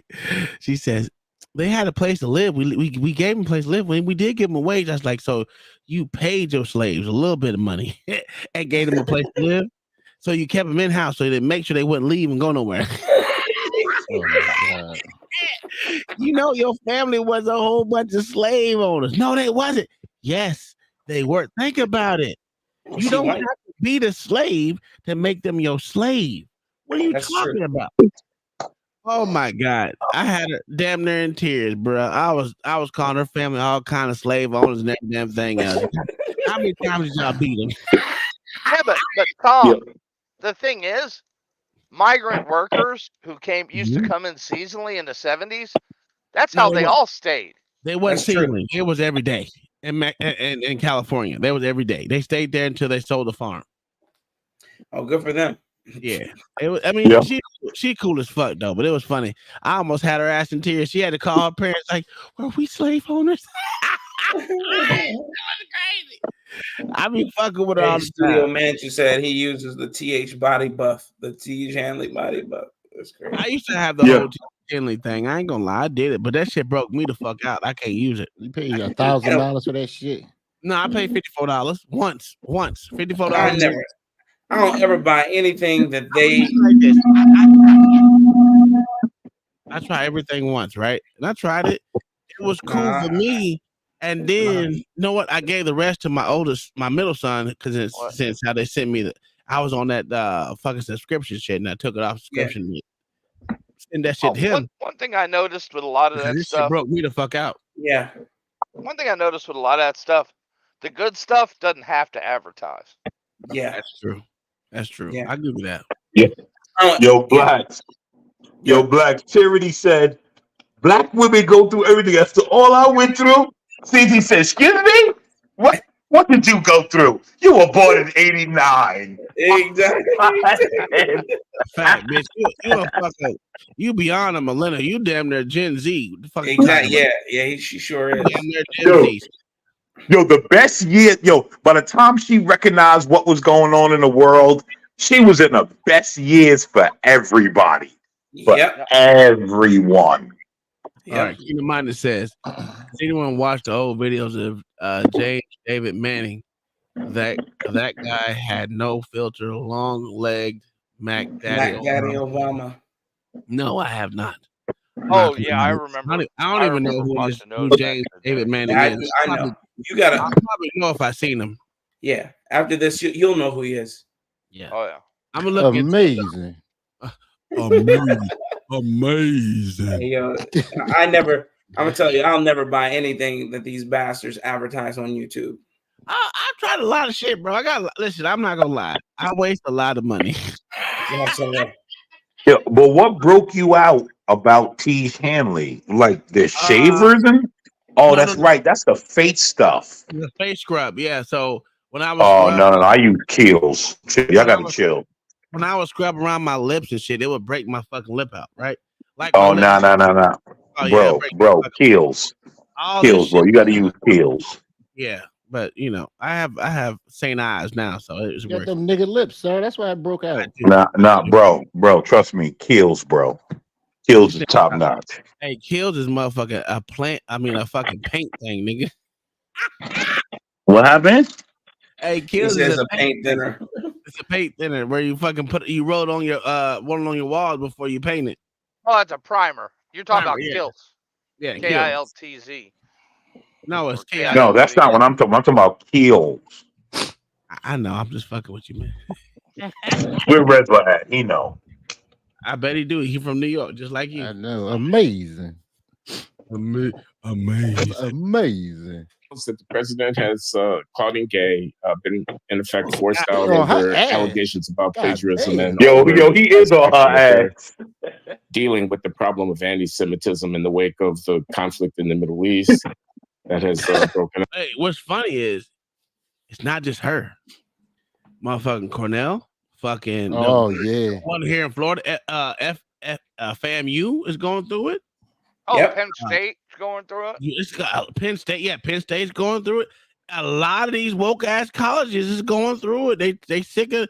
Hey, you better support motherfucking Israel with all costs, nigga.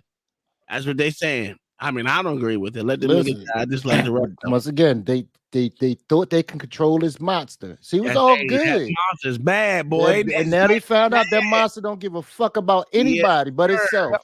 No, eventually nobody passes the purity test. Nope. Oh yeah, for sure. I agree with you on that one. Yeah, that's not true. Hold on. Kyle Kalinske said Joe Biden passed his purity test. So someone did pass the purity test. Yeah, but that was that day's purity test. It changes every day. Hey, did you guys notice that Zelensky quietly recognized historical lands from Russia and nobody said anything about it? Yes, that's a fact. Yeah, I seen that. I'm just saying, people keep saying Ukraine's winning the war. You know what's funny? I have that in my email right now because it was on Bing. It was on Bing. I had seen it some days ago. I thought I sent you guys the article, but I don't know. You sent to me articles. You know we do videos over here. We don't. Well, you send. How many videos a day do you send, nigga? You heard what I said. I said I send videos because niggas don't read. Shut up, easy, dumbass. Yo, amazing. All right, press play. Amazing. I gotta get to it. Hold on 1 second. I gotta fucking switch out of this. Yeah, he on that bitch ass. If she kill herself, we know who caused it. What do you make of what's going on over there? Well, Claudine Gay is a symptom, not a cause, of what's gone wrong in Harvard. And the situation in Harvard wouldn't be different if she'd had a different career, if she'd never been at Harvard, whatever. Glenn. I'm sorry, I disagree. I think she's a cause, not a symptom. You think it just started with her? No. Well, she was No. She's the outcome. Sir. No. She's the outcome. No, she's a symptom. Symptom. Like She's he said. definitely the symptom, but you got to list Symptom, yes. She was the biggest symptom. She was the most prominent symptom. I ain't even let time finish. Yes. God, okay. I'll take that. No, these niggas don't like me. It's okay. Fuck y'all niggas. I said I was agreeing with you. Yeah, I know. But that to me, like I rather she's the most biggest symptom out there because she had the most. Her namesake had the most prominence to it. But really, yeah, because I really didn't know anything about her until the scandal. I would have never known anything about that hoe. Name one other person, no. She has been she's been involved in this shit. If you look up what we were looked up before, I did a little bit more deep diving into the other dude. Her and Bobo have been the bane in the side of anybody with intelligence at Harvard for the last 20 years. Yeah, I looked so much into it for the last at least 13, 14 years. And her name has been on the four prominence of all things going on in Harvard for the last at least 15 years. Yeah, everything woke comes from her and Bobo. Yeah. But she definitely is a symptom. They allowed rot to come into Harvard when they changed policies, as you're about to see. Yeah. And then she was able to come in and run amok. Yeah. Let's continue. The whole situation at Harvard and in academia in general, for me, is very painful to contemplate. That's because you. Now, I arrived at Harvard as an undergraduate in 1965.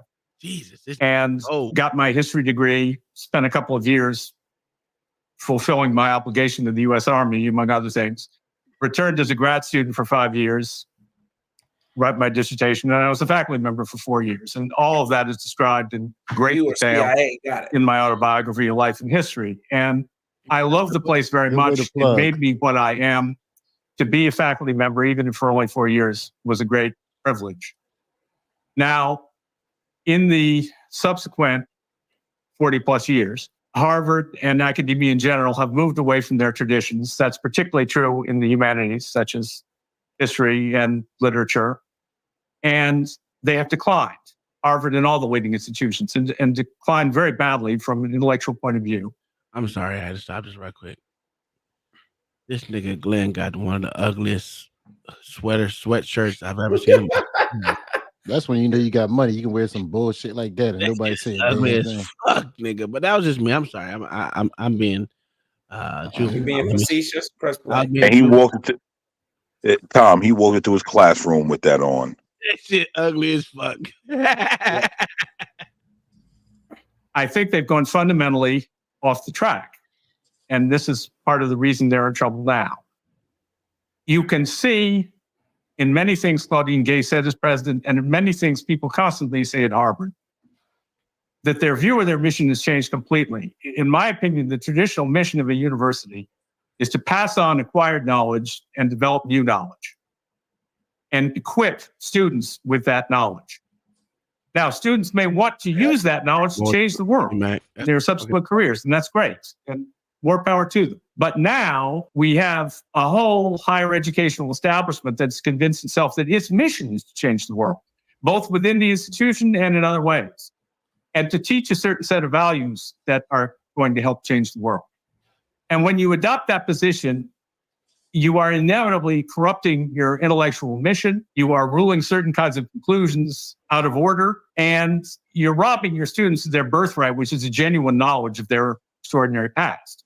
Because instead, I mean, the main historical perspective that dominates today really holds that Western civilization before 1968 or so was distinguished mainly by its hopeless racism and sexism.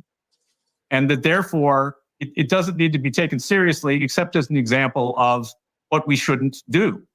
And that's why we're so busy appointing committees to make lists of the Harvard faculty members in the 17th and 18th centuries who owned slaves, a few slaves each, et cetera, et cetera. Yes, they did. Okay. That was part of the culture, but that was not what made Harvard important then or at any time later. Yes, Harvard didn't have full equality for female students until the last few decades. No, they didn't treat women equally, but they were maintaining and expanding the intellectual history of the West, which is what universities are supposed to do. And again, they have lost track of that mission.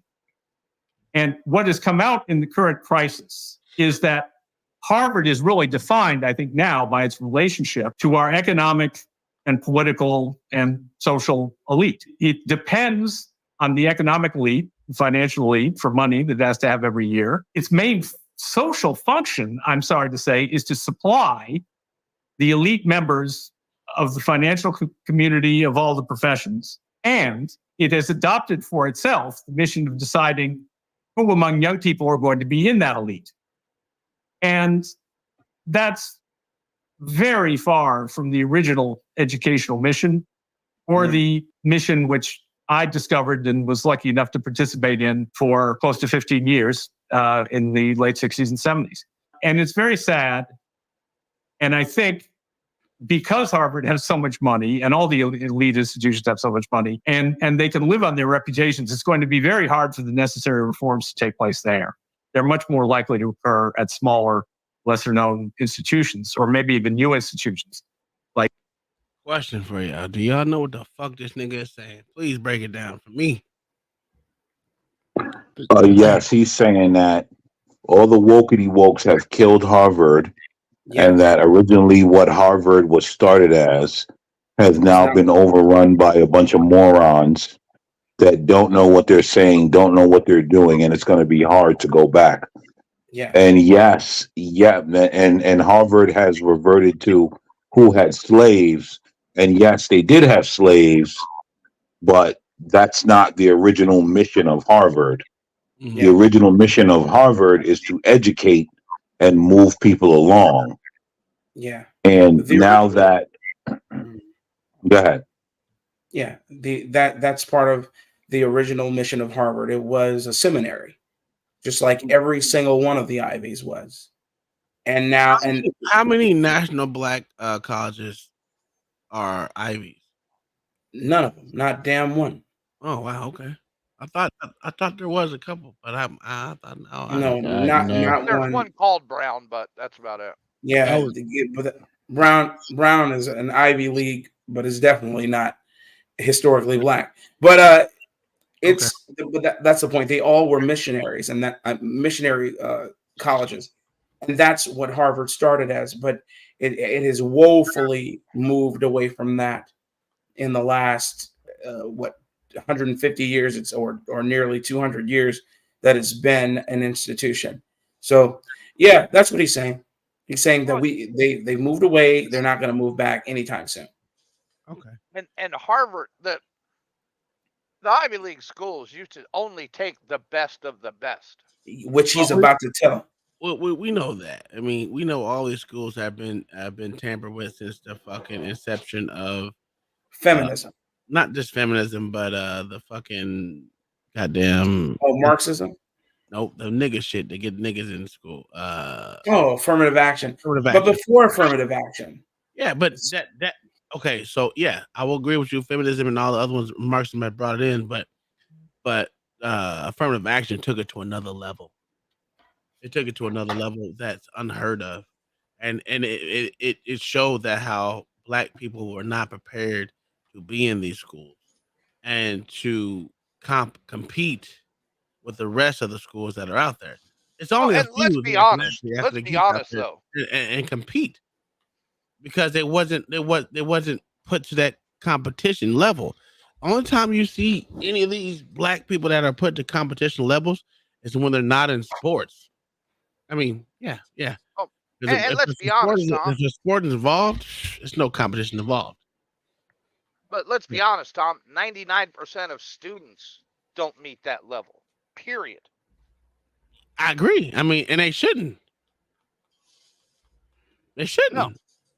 Because then again, I'm gonna put it like this: they should if they're competing for those positions. But I wouldn't expect the average child to compete for something like a Harvard or a Brown or whatever, all the Ivy League, Purdue, and all those Ivy League schools, because it's literally you got to be amongst the greats to get there. It shouldn't be given to you just because you're a nigga, because you are a Puerto Rican, or just because you're Mexican, or whatever the fucking downtroddenness that you have. It shouldn't be that you get it just because your skin is brown. That shit to me is something that it taints the fucking the schooling. Personally, it just taints everything you learn. The service academies were some of the first schools in the country to start doing this, though. Yeah. And it ain't served no one right since then. No. Anything else someone got to say before I move on? Before I press play? No, sir. All right, here we go. Like the new University of Boston. At any rate, the current controversy is opening the door to a lot of what's going on. And a lot of people are paying attention. Fareed Zakaria, for instance, did a very fine 5-minute clip. Yes. We have to understand the broad shift that has taken place at elite universities, which have gone from being centers of excellence to institutions pushing political agendas. He was right. Everything he said was right. And I'm glad this audience got to see that. Wait a minute. He's one of the biggest propagandists that I've ever seen in my fucking life. He stated the fucking obvious, and they act like, oh, he said something profound. No, he's stating the fucking obvious. That's crazy. And this is what I say about giving these journalists any type of fucking fodder, because these motherfuckers have been the biggest propagandists out here. This nigga, if you look back to all his leanings, oh my God. It's a fucking atrocious, bro. So I don't think it's a matter of looking at him as if he's profound. I think it's showing the leftists one of your guys are saying what we've been saying. I don't think these guys are looking at Fareed Zakaria and saying, "Oh my God, he said something that we would have never thunk in a million years." No, I think you're saying that to point out to his audience, to his audience and leftists that look up to him. Yeah, look, even this guy recognizes it. Exactly. I don't think on the conservative side you would think that, but literally on the opposite side, they do think that these niggas are saying something new. Every time you look into something that these motherfuckers come out with, they act like it's something new that conservatives been saying for the longest. Right. And that's why I disagree. I mean, I'm not disagreeing with you, but I'm disagreeing with these. Okay, I guess it's nothing new to me. It's nothing new. Butterfly Jones, Fisk is not an Ivy League. Okay. It's not. No. Okay. I don't know. Yeah, Tom. But the point is that if they're trying to expand their audience, especially if they're going to talk about liberals, talk to liberals, they have to use one of their guys. So they're not saying it like that. They're just pointing out one of the liberals' fountain of jizz juice that they love, and they're saying, hey, this guy said it, and so if he recognizes it, you morons should too. They're not saying it as if it's anything profound. Easy, that's right. We need to reform all these fucking colleges, no matter how you look at it. It needs to be reformed. Right now, it's gone too long to where the propaganda is set into these kids that it's not doing them no justice. They get out. That's why you get out and they say they motherfuckers don't know how to interview. They don't know how to look a motherfucker in the face, and well, not in the face, but in the eyes. They don't know how to interview. They show up to interviews in their fucking pajamas and shit. That type of shit. Here's another thing. There's a lady who my wife knows who does a lot of hiring for her company, and she said all of the Zennials had immaculate resumes. Where do you think they were getting them from? Everybody should say this in ChatGPT. Yes. ChatGPT.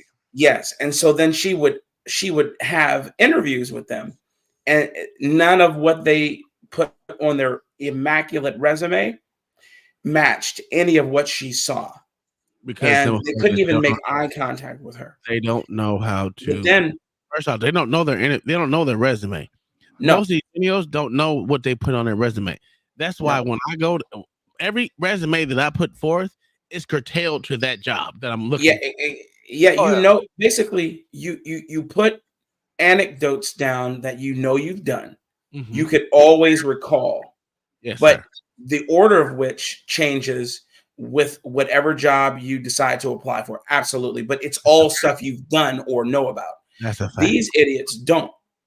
And it's amazing. It's so she says she doesn't care. She'll never hire somebody based on their resume again. But that's the point.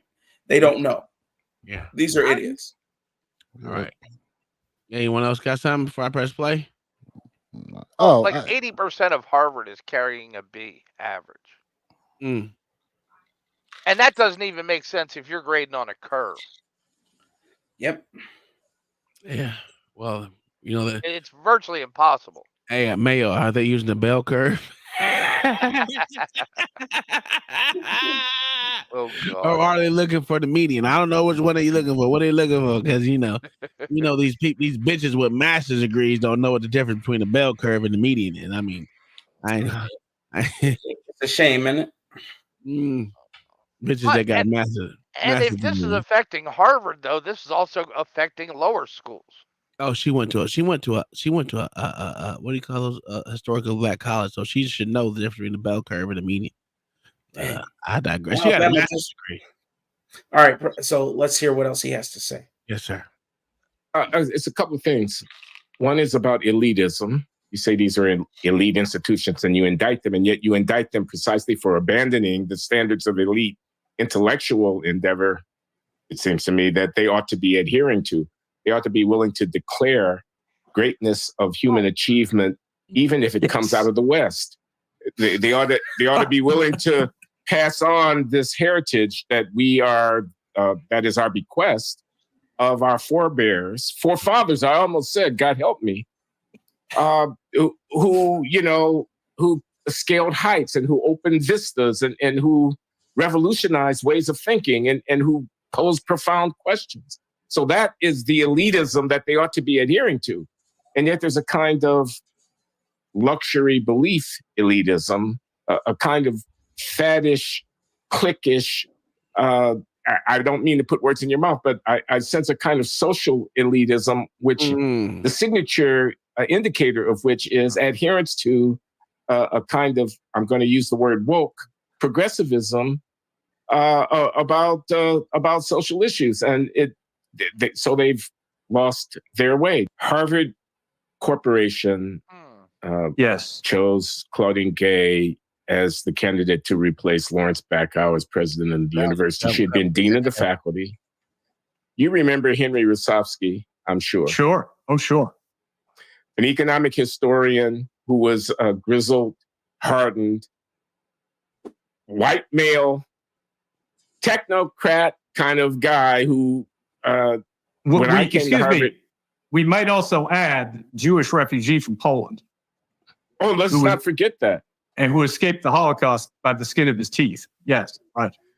Yeah. And who held sway over Harvard Faculty of Arts and Sciences for decades and had a tremendous impact on the intellectual character of the enterprise.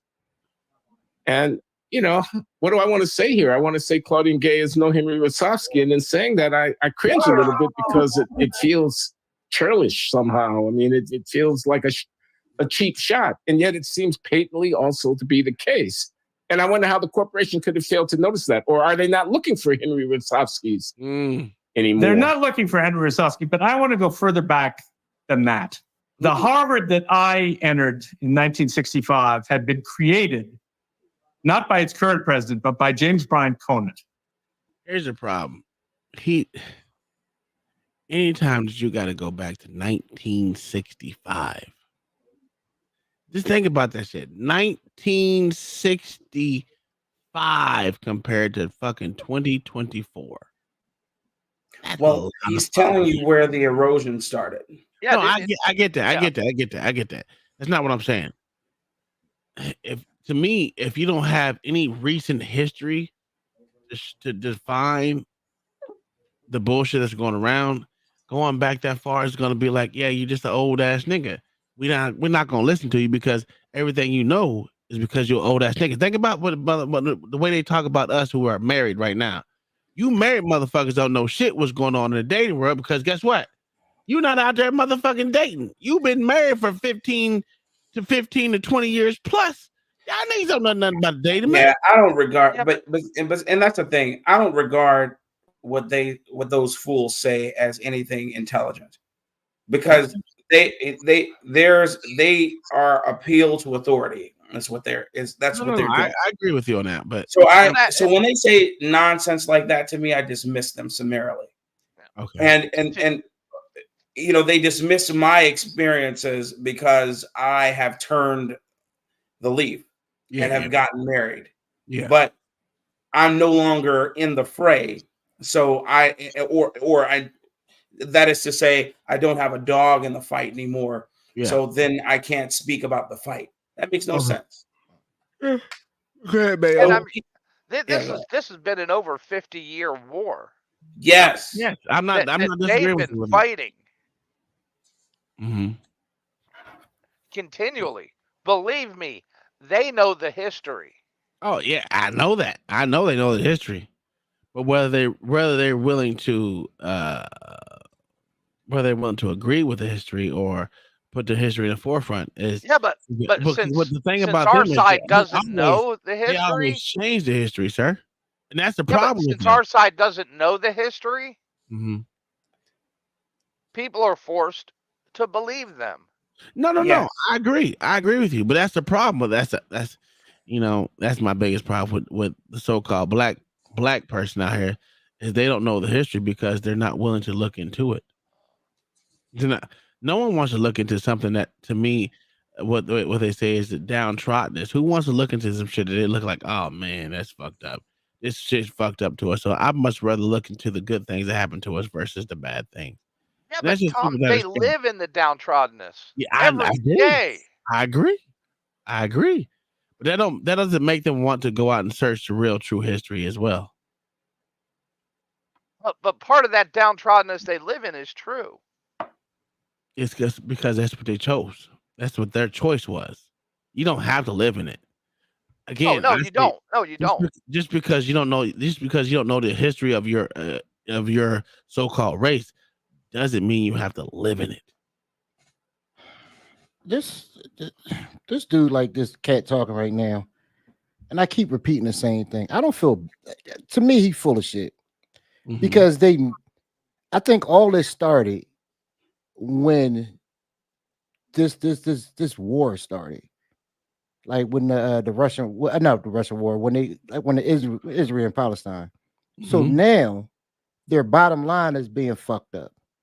So now they want to start talking about how things. It's a big part. Yeah, how things are so terrible right now. But once again, you created these monsters. Like everybody else could see what was going to happen. They wasn't thinking about that shit 7 months ago. Yeah, everybody else could see what was going to happen. But you motherfuckers, y'all thought once again, you thought long as they was doing what you wanted them to do. But we all know about crazy people.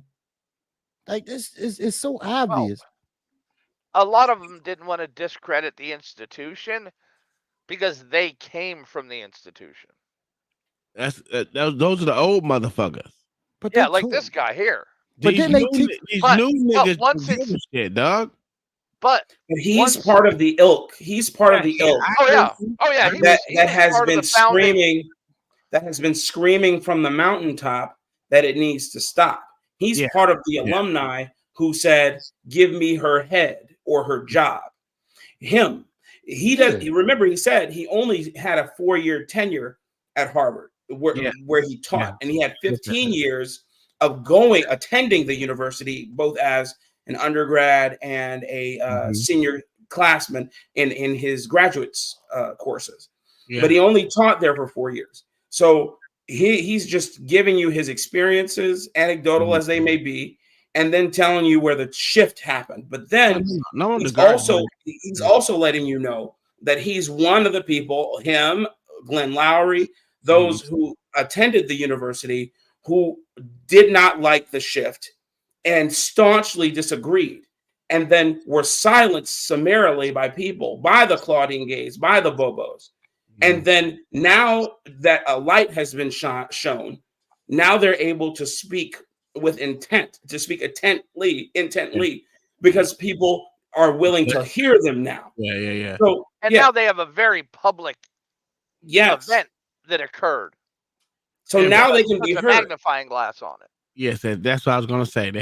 That's just because they got a magnifying glass on that shit, and everyone's out there willing. You see how they fucking stop traffic just to say "Free Palestine" from the sea to the right. So it's not to say they haven't been talking about this. It's to say that now there's a megaphone on their mouths and they're able to be heard. Yeah, that's it.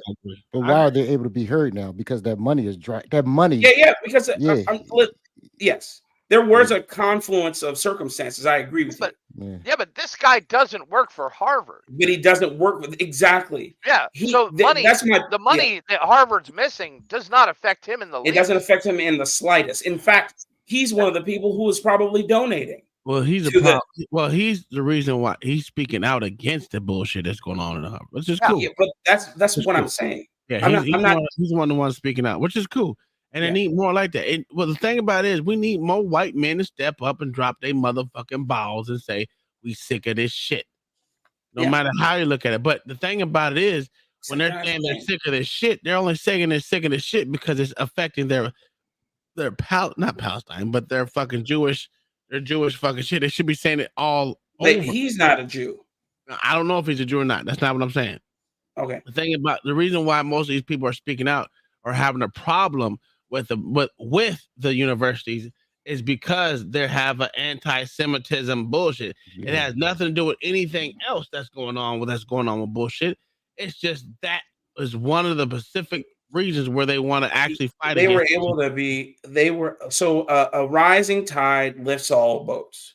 Yeah, yes, but it's not lifting. They all were boats. able to one. Yeah. Okay. A rising tide lifts all boats. So yes, at the very top, we're dealing with anti-Semitism, air quotes. Okay. But like myself and Mayo and Black Thoughts, I don't know if he's saying this, is because they're shining a light on that bull, we're able to see it all. And they say, see, we've been saying this forever. And I don't have a dog in the fight, proverbially. I'm not beholden to Harvard. I just graduated from, and I left. Part of the reason why I don't associate is because of the way that they are. And I would like to see a resurgence of old Harvard. Yeah. That's is what good, he's saying. But old Harvard was still as bad as new Harvard. Yeah, that's what I'm saying. Old Harvard was still as bad as new Harvard? It wasn't. These kids got the idea. These kids got the idea from somewhere. They didn't pull it out wasn't the from air. Okay, well, let's talk about where they got their ideas from. Remember when I told you about let me say this. I'm gonna be real quick. I wouldn't say it's as old as 1969 or 1970. I would say it's from the fucking 1990s and into the now. Yeah, that's really where they grabbed on the academia was in the 90s. Everything beyond that, we all know it wasn't the same way. From the 90s to the early 2000s and beyond, that's where these kids are grabbing their fucking instances from. That's me. Yep. Okay, so yeah, but the tutelage, the tools that they are using starts before that. The tools they're using, Marxist talking points. Yeah. Paulo Freire, the Brazilian. Remember those are ideologies, right? Those are ideologies. Yes, they are ideologies, but their ideological stances come from that. Yes, but I think it like their battles. Herbert Marcuse. But I think it goes beyond that because they have inculcated. Here's the timeline. The timeline is small little offshoot to 90% of what the faculty is comprised of. So he's again giving you his anecdote. Like I said, it's anecdotal, but his experiences after the term, he's saying this is where this is the reason. This guy right here, he's about to explain to you why Harvard was the way it was, and then when they started seeing more students being upset that they weren't able to get their let's say tests done before when everybody else's tests were done, then they started shifting, saying, hey, well, maybe we should make a change. And then when one stick was pulled from the pile, then they started pulling more sticks. And then before you knew it, you didn't have a pile anymore. And it was complete nothingness. And we have the Harvard that we have today. Yeah, but what you're saying right now is a new concept. It's not a new concept. This isn't new. The reason why I'm saying it's a new concept because it wasn't mainstream as it is now. But that's exactly what I just said. I agree. I'm agreeing with you on that part. Okay. But the reason why it's more mainstream is because it's not just one college putting a focus. It's every college and to include high schools now. That's why Harvard has taken away the SATs. That's why what was it? Purdue has taken away the ACT and SATs. They don't require these things to get into these colleges. These are Ivy League colleges that actually you had to fucking do good to get into these fucking on the SAT and ACT, whatever one they decide to have to get into these colleges. Now, when you take that shit away, you take away the formation of literally what you're trying to produce out of the kids in the schools, especially taking away that's a major part of getting into a college is the SATs and ACTs. And that's the educational mark. Yeah, that's the educational. And they've taken that away, sir. Yeah. So I wouldn't say that's an old concept because it's on a new ground. It's an old concept, but it's taking effect on new grounds where these young students and these dumbass teachers have put this together to say, you know what? We don't need to accept any SATs or ACTs. We just need y'all to we can say it's a money thing because it's literally what it is. But no, it's not, Tom. Well, I'm saying it's a money thing because Harvard adopted. They can't get into it. Harvard only adopted the no SATs after they lost the case against the Asian students. Yeah, it was a little bit before that, but I agree. But they knew they were going to lose it. Yeah. So now you've taken the yardstick of measure. Yeah. Away from getting into Harvard. Do you know how hard it was to get into fucking Ohio State? Do you know how hard that shit is? You know how hard I had to work to get in that bitch? You crazy. Right now, I could get into Harvard without trying. Go ahead. No. Let's just clear some. No. Let's just clear something up about this whole Harvard thing and all of this bullshit. Mm-hmm. You know the reason? Because see, if black people think affirmative action was about them, they're idiots. Just like they think abolishing slavery was about them. The entire Harvard and removing all of this and all of that was because it was about to get overrun by a bunch of Asians because white people were not being successful in Harvard. And so they saw Asians was coming through the barriers coming through the same fallacies that was set up for black people. And so they got rid of it. That's what all that was about. So let's be clear on that. As far as where Harvard is now,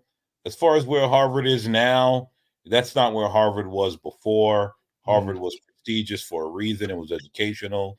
It's been overrun by a bunch of leftist morons, and over the last 30 years, Harvard has become overrun by a bunch of leftist morons. And yeah, let's continue to hear what these gentlemen are saying because we're going way off the rails, and I would like to hear what they have to say. You got it. Let me find the fucking. Oh, here it is. It was one of the great educators of the 20th century. It had a general education program, courses in humanities, social sciences, natural sciences. which were simply distinguished by the quality of the people who taught them. Every freshman had to take one in each group. And Conant had hired people from other universities. Hey, I'll be right back. For the main reason that they would teach one of those courses. You mean the Harvard faculty wasn't up to it? He wanted the best people. He wanted David Reisman, for instance. That was one of those. Right. Now, nobody makes a hire like that anymore. Nobody hires anybody because of the teaching they're going to do. As I found out in my own career, that's for sure. And not only that, Glenn, Harvard, like any great institution at that point, and for decades later, was marketing a distinct educational experience, a distinct educational product. For instance, we had the fall term lasting until mid-December. It wasn't over in mid-December. We went home, we came back, we had 2 or 3 weeks of reading period. Reading period was when you caught up on all the reading you hadn't done. And take it from me, and all my classmates will tell you the same thing. You found out what you were made of intellectually and what you were capable of during reading period. I mean, I did, and a lot of other people did. And then you had exams in a short break. And then the spring term was the same. And that was a great system. Now, what happened, and this was about 20 years ago, the administration starts saying, our students don't like this. All their friends have their exams done by Christmas. They don't. With the implication that if we don't change this, not as many people will apply to Harvard. Okay? To which I would have replied, so what? You're right. If they don't want it, fine. We're not going to have a shortage of people applying, sports fans. Let's be real here. Let's get the people who want what we have to offer. And I know this from friends of mine, the older faculty who had been Harvard undergraduates argued violently against this for the same reasons I am. Mm-hmm. And not only were they overruled, but they had it thrown in their faces. And faculty means, oh, you're just nostalgic. You just wanted to be the way you were. So reading period was done away with and no longer exists. And they're not offering a distinct intellectual product anymore. And I'm not aware of any Ivy League college that is really. And the colleges that still are, like the University of Chicago and a few of the smaller ones. Actually, the most noteworthy ones are the St. John's colleges. Yeah. Very few who are offering something distinct. And that's just tragic. Yeah. Yep. Okay. Now, former President Claudine Gay was also accused of not handling well the disputes and disputation that broke out after the October 7th terrorist attack by Hamas on southern Israel. And the reactions in support of the Palestinians that erupted on college campuses, which sometimes bordered or crossed over into anti-Semitic expression, which students feeling injured and unsafe and unwelcome. Have you guys heard the saying recently, who knew Gaza? Who knew Israel would be the thing that would break the liberals back? The Democrats? Yes. I didn't hear it, but that makes total sense. Because I mean, this entire Gaza thing has shown all the Democrats for who and what they are. Yes. Like it is shown that whole oppressed and oppressor thing to be a grift. That doesn't mean anything. It is shown yeah, exactly. It shows it is shown it to be a grift. It is shown that all these people, virtue and all of that is a grift. It is shown that it is all nonsense. That it is complete nonsense. It all is. Every single iota. You see how they were willing at that time to curb standards so that people would feel good about themselves. Instead of keeping the standard and retaining those who were willing to do the work. It's the same thing we spoke about earlier when it came to flight school and 80% graduation rate of of downtrodden Black women and women of color, and or the Navy SEAL teams or the Ranger teams, where that they reduce their they reduce standards so that lesser people can achieve. It does nothing but erode, and that's what happened here. It's eroded, you know, and I won't say that it was a perfect institution, but it eroded this institution from the inside. People who were willing to acquiesce to subpar standards, and that is exactly what created what we see now. Well, the start of what we see now. Right? You can go. There are plenty of articles of Holy Landers now saying to themselves, "Oh my God, this is so much anti-Semitism," and other Holy Landers are saying, "It been there. This whole project y'all been celebrating, a lot of it had anti-Semitism in it." Like, come on. I mean, but you know what? Hey, listen, I'm glad for it. Let it break it apart. I mean, I know these people on the left, you know, a lot of them are NPCs, so they'll just go right back into formation as soon as this is over. Exactly. It isn't, and it isn't like for me and everybody up here, I would wager to believe really doesn't give a damn about either side of that conflict. You know, I don't care, but it does have the added effect of bringing light and shining light on the issues, like you said, the Democratic Party and the Republican Party have steeply put themselves in, and the American populace in. The hypocrisy of these polarizing, nonsensical talking points that they try and force feed you are now being revealed to be the garbage that they are. But everybody has been saying, the people who have been saying that it's garbage have been shut up, right? Smacked on the hand and told you're you know, a racist or a bigot or a homophobe, etc. Yeah, and that's where we are. And I'm even like the largest anti-Jewish thing to happen in the world in a while before this was the New Zealand attack. Yeah. Now, which side do you think that guy would be on? He definitely wasn't on the right. No.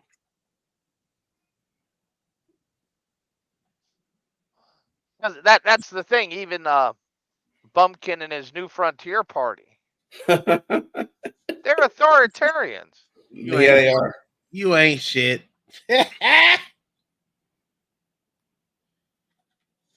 Bumpkin and his I mean, and they're fine with authoritarianism as long as it's their brand of authoritarianism and they control it. Yep. It's hilarious.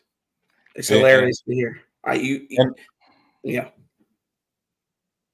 Real quick, and the funny part is, right? It's just like, again, I gotta say, it's just like the leftists, right?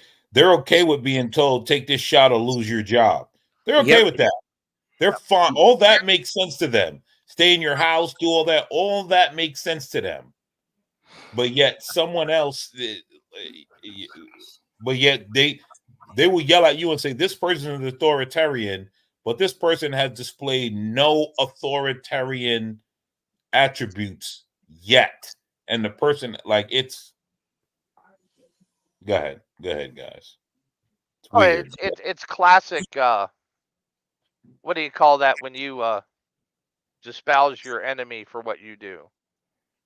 Projection. It's classic projection.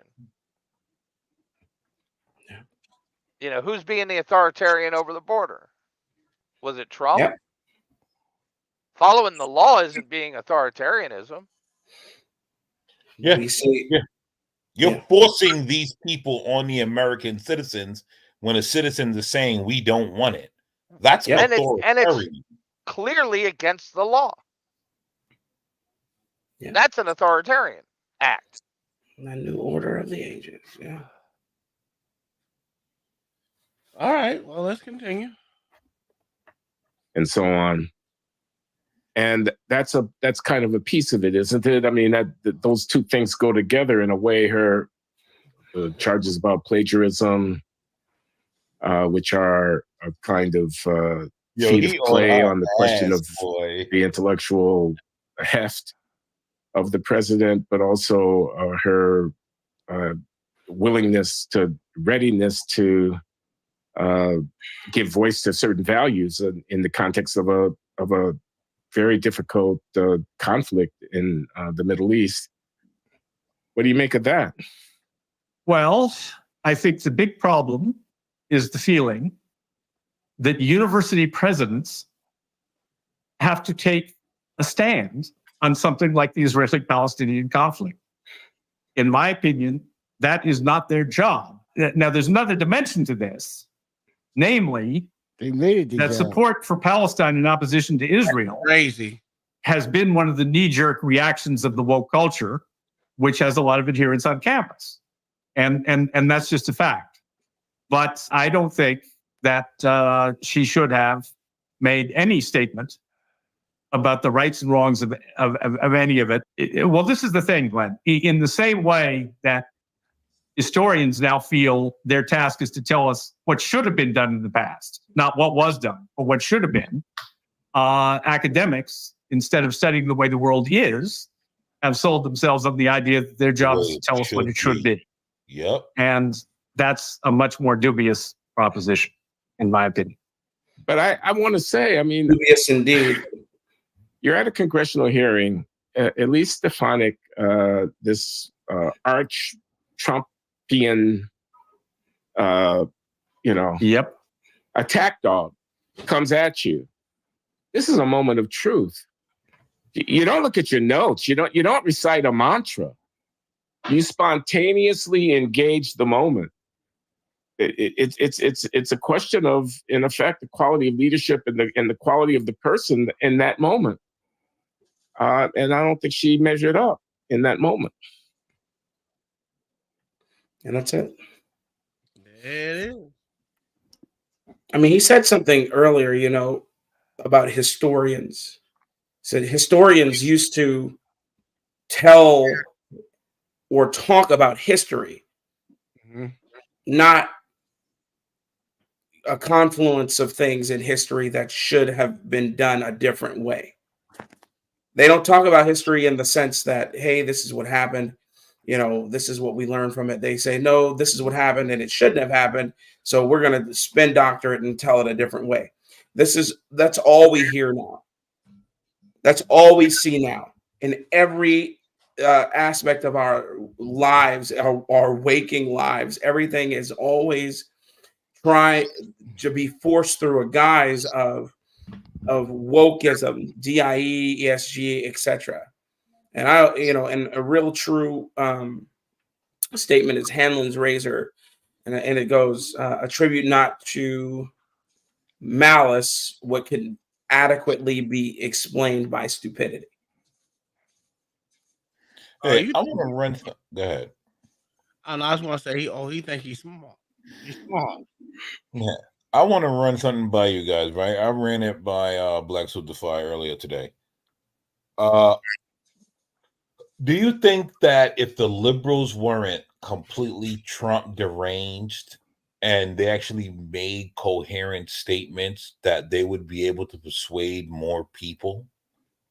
No, because people are stupid and they want to be lied to.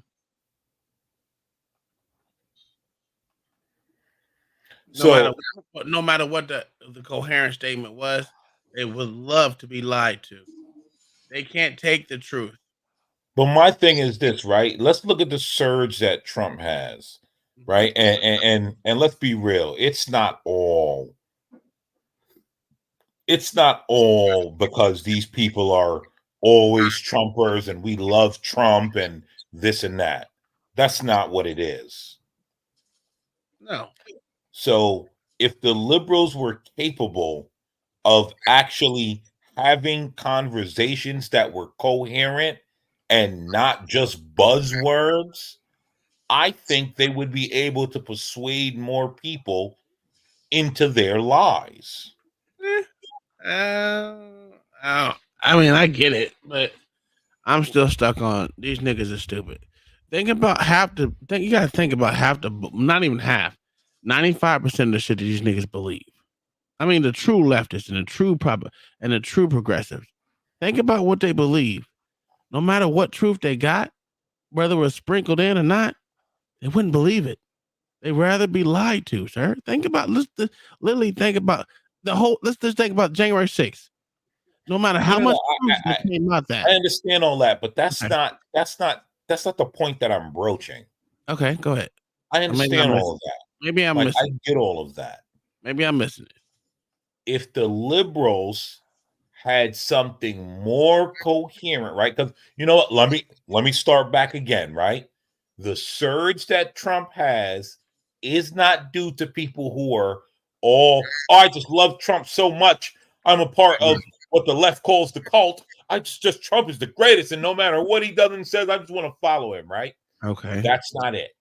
If the liberals had more coherent arguments, right? I'm not saying factual. You gotta understand the words that I'm using. They had more coherent arguments, and everything was not just deranged when it comes to Trump, to where you're able to lose people or people are just looking at you like, "What are you talking about?"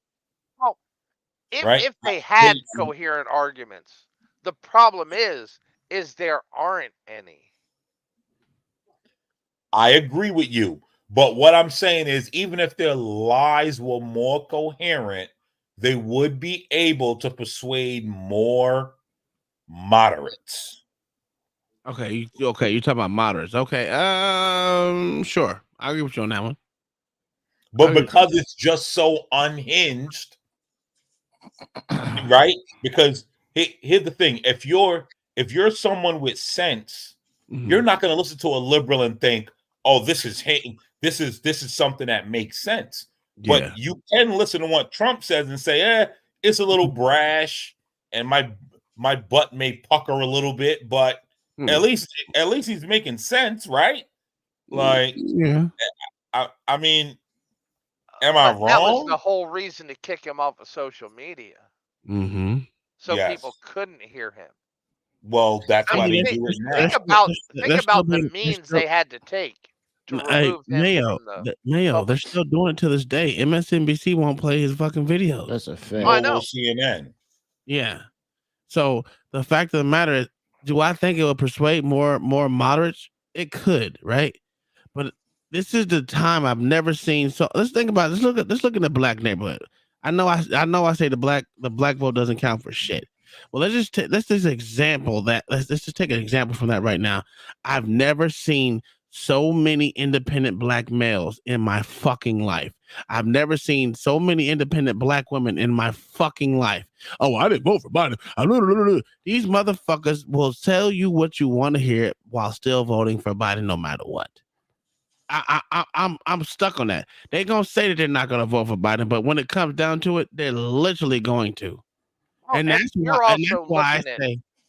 why I always say that. That's why I keep saying that that Biden's gonna win.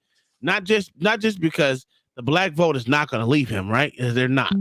It's because Democrats are willing to cheat. And the fact of the matter is these dumbass niggas will continue to vote against their best interest always. No matter what the problem is. It's not just that. It's the average voter in America is politically stupid. And again, I was just putting it that's why I was saying let's take an example of the black neighborhood, because that is the most prominent people that vote just for one based off of bullshit. No matter what it is, they will continue to vote for their downfall, no matter how you look at it. And you could say Jews are the same way. What's that? You could say Jews were the same way. That's true too. That's true too. I'm not. There's other large groups. I'm not negating the Jews. Hispanics. Jews. No, the Hispanics are way more different than both. Now, 10 years ago, they were not. Nah. Hold on, I will say Mayo. they've always been that way, Mayo. Mayo, you're wrong. They've always been, because here's the thing. Even Joe Biden said it on his campaign. But the Jews have always been 50-50 or a little above, a little below. But it's never been Hispanics 90% Democrat. It's never been that. The fact of the matter is, the only group that we can actually take a deep dive look at is the nigga. The nigga will vote against his own stance always, just because the motherfucker looks like you or the motherfucker doesn't look like you, and your mama and your cousins told you to vote this way, or because they wore a pair of Converse. The Chucks and Pearls. Yeah. The Chucks and Pearls, they're always for the shiny shit. Look what I can sell you. Look what I can give to you, but I'm not gonna give it to you, but I'm gonna show it to you in your fucking face. This is the reason why I say it doesn't matter what these niggas. When motherfuckers say, "Oh, I'm an independent," I didn't vote for Biden. That just meant I voted for a Democrat party, but I didn't know what the fuck. I don't want y'all to know that I did. That's all that means. Oh well, do we need to drip up Trump? What's that? Do we need to drip up Trump? No. No. That doesn't matter. You know why? Trump doesn't have a D next to his name. They love Trump. Here's the thing. Trump was loved when he had a D next to his name. That's a fact. Oh, yeah. And that's why I say it doesn't matter. It doesn't matter what these motherfuckers say out the side of their motherfucking crack of their mouth, because it's bullshit. It's been bullshit this whole ever since 2020. It's been bullshit. We've seen the downfall of America so quick and so fast, and these motherfuckers don't say shit besides, "Oh, I didn't vote for that nigga." Okay, who'd you vote for? I didn't vote for that nigga. I tell you that much. I've never in my fucking life seen so many goddamn Trump supporters or Republican supporters in my fucking life. As far as niggas, nah, they don't support either other. The reason I say Republican because literally Trump is running as a Republican. That's the only reason why I say that. That's it.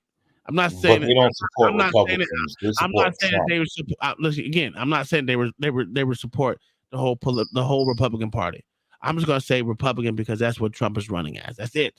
Nothing more, nothing less. And we know most people vote down ballot for whatever they decide to vote for. Now that's why I said these niggas are not voting for Trump. These niggas are still voting for Biden, hands down, with the rest of the motherfucking ticket going that way. Because why? Most niggas are not politically astute. We all know that. Well, to be honest, though, most people aren't politically astute. Yeah, but like to be brutally honest, I mean, there's a whole bunch of white people. Hold on, no. There's a whole bunch of white people that 2 years ago was calling Larry Elder the black face of white supremacy and calling hold on, let me finish, and calling him this and that because they're just not politically astute. They're just going with the narrative. Let me go against real quick. Hispanics. They said same thing with Jews. Same thing with Asians. They said that shit because they got the okay from niggas. Yeah. If niggas wouldn't have gave him the okay, or gave them the okay to say that shit, do you really think they would say that shit? No. It's because the niggas said, you know what? You can try. No. Wait. They have their own agency like everyone else. I hear you. Try and put that on a black person. Yes, that's cool. That's cool in what they want to be. No, listen, that's cool. That's cool. Just like the black person. Let me get it off.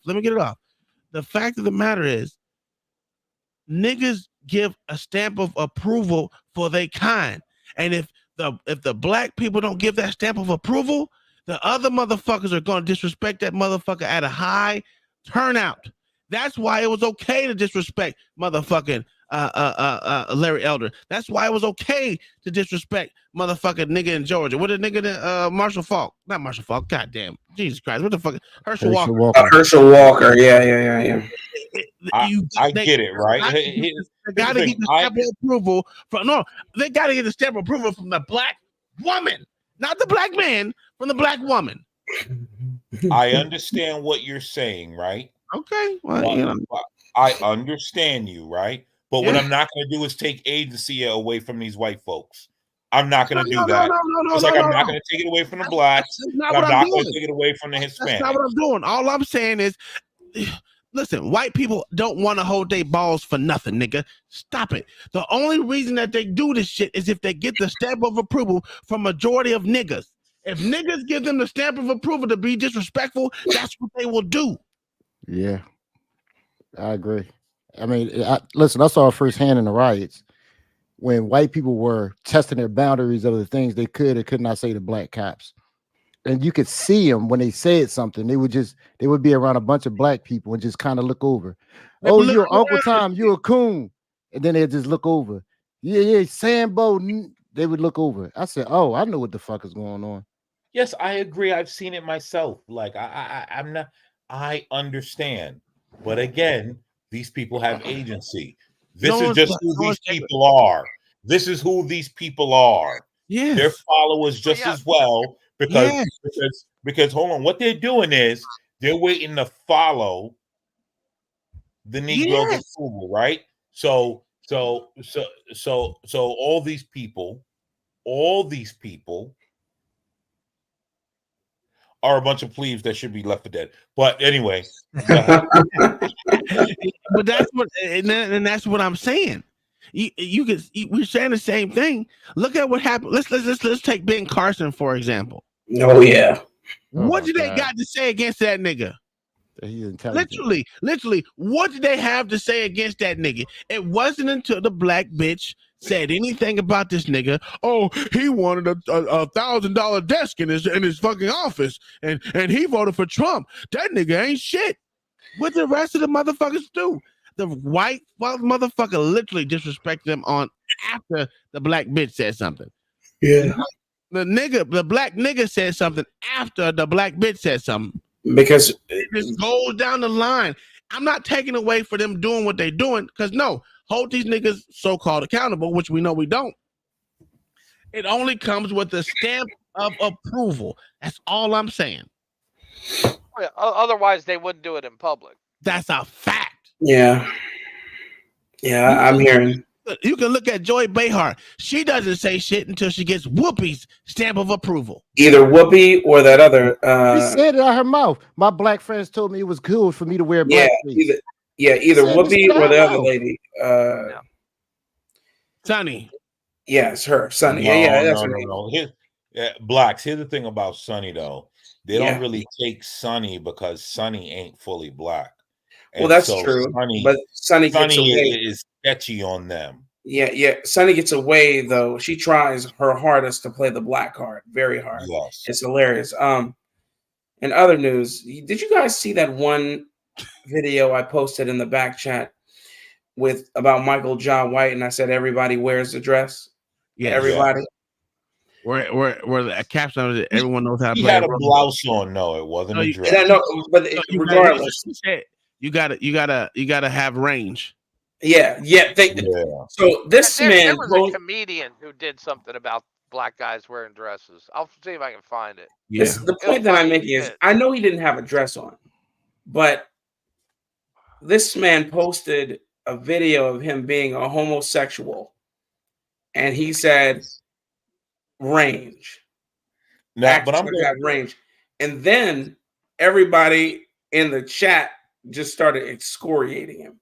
Well, I believe it, but also, if you look at a lot of your white actors, they all did have to play homosexuals. Oh no, I'm not saying that.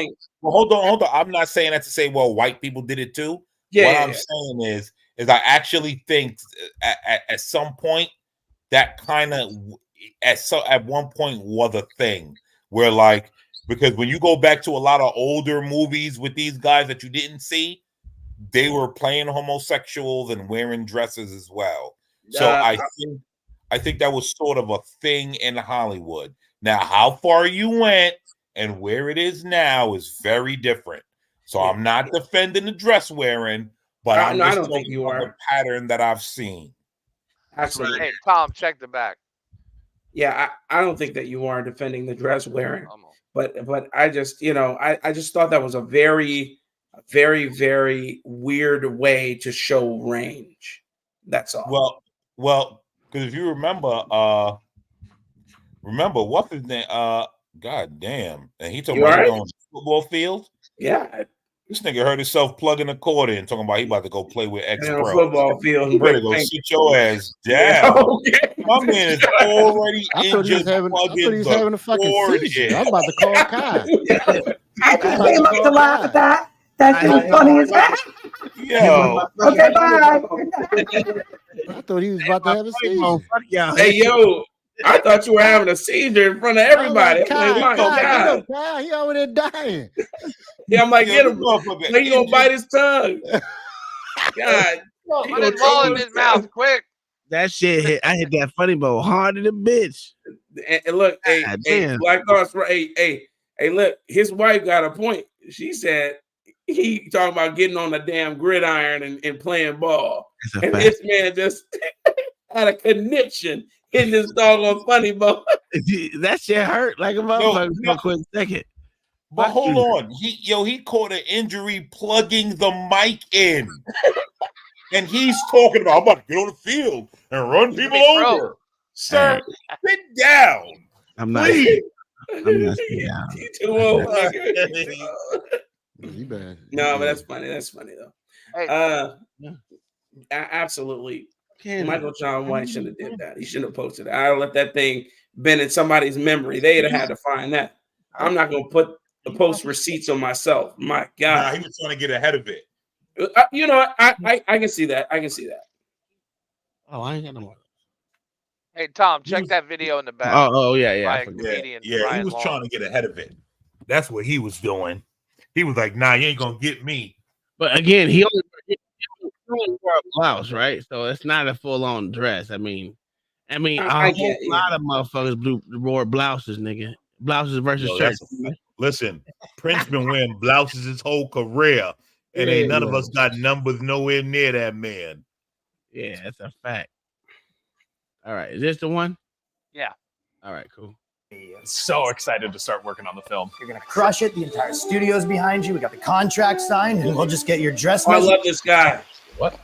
Dress measurements, obviously, no big deal. Canada. See anything about a dress in the script? We usually just pop that in the script after, but want to get the measurements right. Make sure the bosoms pop properly. Probably get the legs shaved as well. This is really the first I'm hearing about a dress. It really is no big deal. I mean, the Wayans did it. Tyler Perry, Martin. Now, have you tucked before, or will you need a tutorial? I haven't tucked. I thought this was a buddy comedy. Donald Glover, that's another one who wore one beautifully. Now, I was thinking something like this, perhaps, if you want to maybe pop this on real quick, see how it looks. Now, is there a version we can do without the dress? Sorry, I guess, under the impression you wanted to be a movie star. Was it possible I have the wrong guy here? Well, I just... Tom, I think we might have made a I'm mistake. thinking this for the bra, and don't worry, if it doesn't fit, we can change the measurements up. No big deal. I'm just asking why the script needs Look, that. we're both wearing them. Wasn't that hard? Everyone wears the dress. You know, Hollywood doesn't have to be complicated. Okay, what if I wear the dress in the next movie? Yeah, exactly. You'll wear one in the next movie, too. That's the spirit. And I'm glad to hear that you because there's a pretty simple way to make that next movie happen. You know what it is? I mean, obviously, you don't want to be uncooperative, do you?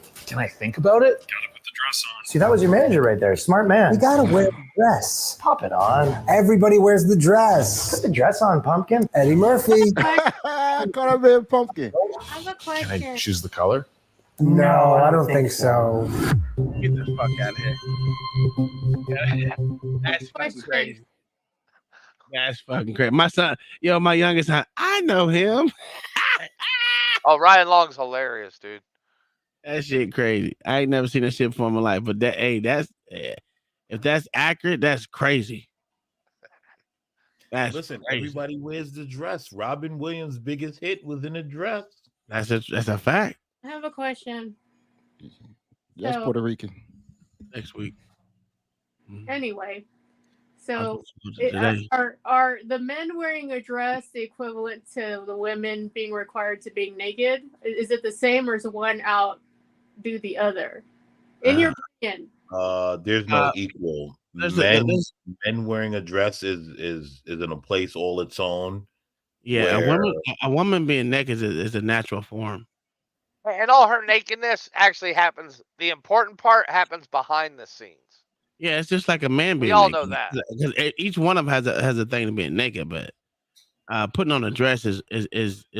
Well, no, but I mean, being naked on film isn't natural to a lot of people. Yeah, it is. But a naked man on film, no one's like, oh my God, that's so unnatural. Hold on, let's be honest. How many times have you seen a dick on screen? Yeah, No, I'm talking Maria. Besides the porn, how many times have you seen a dick on screen? Now, how many times? Fight Club, but I don't. I think it was a picture of. How many times have you seen a woman's tits on screen? And bush, a lot. It's no equivalent because it's a natural form for women to, I guess, usually be naked. Because if you look at other countries, the bitch is always naked in public. It's not nothing new. So those that get approached and said, "Okay, you'll be a star if you get naked," just do it. Shit, yeah, I would do it. Shit. If you see him in a movie, I'd do it. if you see him in a movie, most likely they got naked for somebody already. Yeah. I'm Tony talking Black, about this is that fact. decided Too many not of to. the British.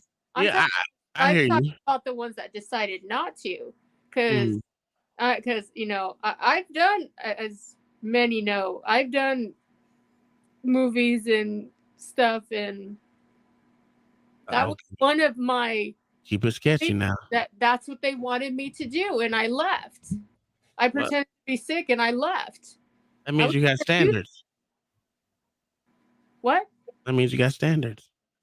Yeah, well, I know it's surprising to me, but Ain't nothing wrong with it. There's nothing wrong with having that. You should. Every person should have their bottom line. I'm not. Listen, I'm not getting in no fucking dress. You're not gonna parade me around as a motherfucking clown. It's not how it's gonna happen. Wait, You know what I'm breaking saying? news, Tom. Men like to see women naked. That's a fact. Yeah. big shock.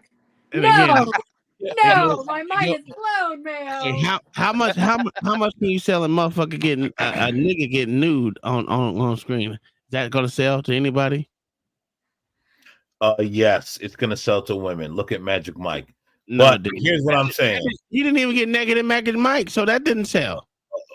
It did. Magic Mike sold with just a shirt off. But he was not naked, is what I'm saying. But here's the point that I'm saying. That's not like not a woman being naked or a man being naked in a movie is not equivalent to a man in a dress. I know. It's not emasculating. That's what I was saying. No. It's still demeaning, though. Yeah, but I mean, I know. I get it.